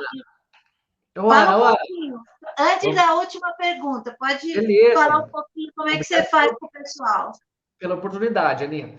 Você captou, não agora só, mas em outras partes, antes do nosso momento de entrar ao vivo, exatamente o meu pensamento sobre essa questão da união do matrimônio e do casamento. Eu chego a ter vontade, e nunca falo assim, sabe aquela frase que o padre fala, pelo poder que Deus me concedeu, eu os considero marido e mulher. Eu gostaria de falar, pelo poder que Deus não me concedeu, eu digo que vocês fizeram o evento do casamento. Mas eu não digo porque eu sei que poderia magoar até a minha mãe, corações de católicos. Então, mas não é essa a intenção, é só a ideia. Não há poder algum em mim para unir duas pessoas. E acho que não há em ninguém esse poder. O poder está no sentimento das pessoas uma pela outra. A Aninha falou aqui que tem 40 anos de casado, ou praticamente 40 anos, e o sentimento que ela tem pelo esposo e vice-versa é o que liga e a mantém casada com sinceridade. Não é o padre que a casou, e não sei se ela casou sem padre, mas o que a Aninha comenta e pede. O evento do matrimônio está mudando muito, pessoal. Até mesmo porque muitos que são divorciados não podem mais casar na Igreja Católica e querem se unir com toda a pujança e força de uma união religiosa ou de uma união de um lugar com a família junto. Então, abrem para essas alternativas. Mas muitos já fazendo isso e vendo, vão direto para esse casamento. Então, como é? É feito num lugar bonito, num campo. O casamento que você faz é espírita, já que falamos sobre a religião e que era... Pessoal, não existe casamento espírita. Kardec não dá essa cláusula, esse poder a um praticante do espiritismo. Por exemplo, os padres têm direito, os pastores têm direito, eles têm que cursar, tem uma certa hierarquia lá para fazer. Nós não temos, então não existe casamento espírita. Por isso eu digo, quando faço um casamento, não uso uma casa espírita, não faço casamento só para espírita. Já fiz casamento de evangélicos, de católicos, mas sempre num lugar neutro que eles escolhem e falaremos do amor, da união das pessoas, da presença da sabedoria dos pais na ajuda do casal, na união de dois universos, duas famílias que vão constelar junto agora. Numa família tem muito mais pessoas com tendências com costume, na outra tem outras, e pelo sentimento, pelo amor deles, eles vão conviver, eles vão se relacionar. Então é muito mais profundo em si. O poder, como a doutrina espírita no Evangelho segundo o Espiritismo fala do casamento, em um país é dado pelo religioso, em outro país é dado pelo civil, em outro é os dois. Para nós, é no sentimento, porque você pode colocar uma aliança no dedo e trair a esposa, você pode ter um contrato na gaveta e não cumprir aquilo lá. Então, para nós, é esta união feita diante de Deus, diante da família e das pessoas mais importantes para o casal, por isso que eles convidaram para estarmos ali, este combinado, que é representado por um anel, que é um acordo, uma aliança, um combinado de duas pessoas para alguns pontos. A gente levanta esses pontos. E eu posso dizer, pessoal, é muito mais legal, é muito mais bonito, porque está com... É muito mais livre, é mais livre, né, inclusive. Vamos lá para a última pergunta aqui, para as considerações depois finais do Tato, senão ele vai ficar aqui, vai dormir hoje com a gente até meia-noite. Que legal, que legal. Deixa eu ver aqui. Nossa, o tempo passa rápido, né, Nessa? São 10h30 já, puxa vida. Hoje mudei para o interior pela minha filha especial, pois aqui é melhor para ela e para mim, né?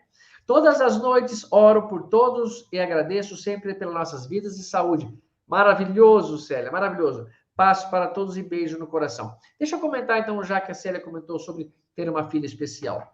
Pessoal, muitas vezes a gente já analisa, dizendo que esse espírito ali está em expiação, que é um espírito que, nossa, deve ter errado muito, porque nos dá um prazer, né, se colocar numa posição que você se considera melhor. Allan Kardec falou que isso é de extremo erro, um perigo enorme. Aquele espírito que está ali, muitas vezes, quando não está no corpo físico, em desdobramento, não tem as limitações que nem o corpo dele tem e nem o espírito nosso no nível que estamos, e é muito mais elevado. É claro que ele pode estar passando por uma situação de aprendizado, mas que não coloque na cabeça, puxa, a minha filha sofre muito. Não, ela é um espírito liberto. Todos os momentos fora do corpo físico, durante o sono, ela pode trabalhar e ser uma pessoa normal. Mas por que então que às vezes se encarna assim? Quando você vai fazer um trabalho com uma dificuldade, você se esforça para vencer aquela dificuldade. E quando você não tiver mais a dificuldade, você vai voar alto. Então, por exemplo, vocês sabiam que o Usain Bolt, aquele corredor, quando ele treina, muitas vezes ele corre com um peso puxando ele para trás, com um carrinho que ele tem que arrancar. Por quê? É como se o nadador nadasse de pijama. É como se o nadador tivesse uma coisa que segurasse ele na água, para no dia do campeonato ele liberar daquilo, raspar todo o pelo do corpo, como eles fazem, para se sentir um lambari, lá, um bagre. É isso que está fazendo o papel do corpo. Cada corpo tem a limitação, a sua dificuldade. Então, a sua menina especial, ela tem um corpo que a limita de algumas coisas, mas ela tem muitos sentimentos nobres. Ela é um espírito nobre e normal e saudável, como todos nós. Mas, por um momento, ela precisa estagiar nesse processo. E que a misericórdia de Deus é tão grande que não é o tempo todo, ela tem grandes horas de descanso quando em desdobramento, em emancipação da alma. E quando ela se libertar disso, se for uma pessoa que se dedicou nos cursos, no aprendizado, na destreza, no crescimento dela como cidadã, ela vai ser uma pessoa, um espírito muito mais elevado. E parabéns pela mudança de casa, por proteger sua família, sua filha. Você precisa estar ao bem-estar dela e ninguém erra de endereço na reencarnação, tá bom? Você é a mamãe dela, porque deveria ser, ela é sua filha, irmã dos irmãos que deveria ter. Tudo está certo, foi combinado antes. Não foge do compromisso, porque o Chico falou: todos somos grandes devedores a Jesus. Paguemos a eles as nossas dívidas e tudo ficará bem. E vai ficar muito bem para você, com certeza. Nossa, beleza.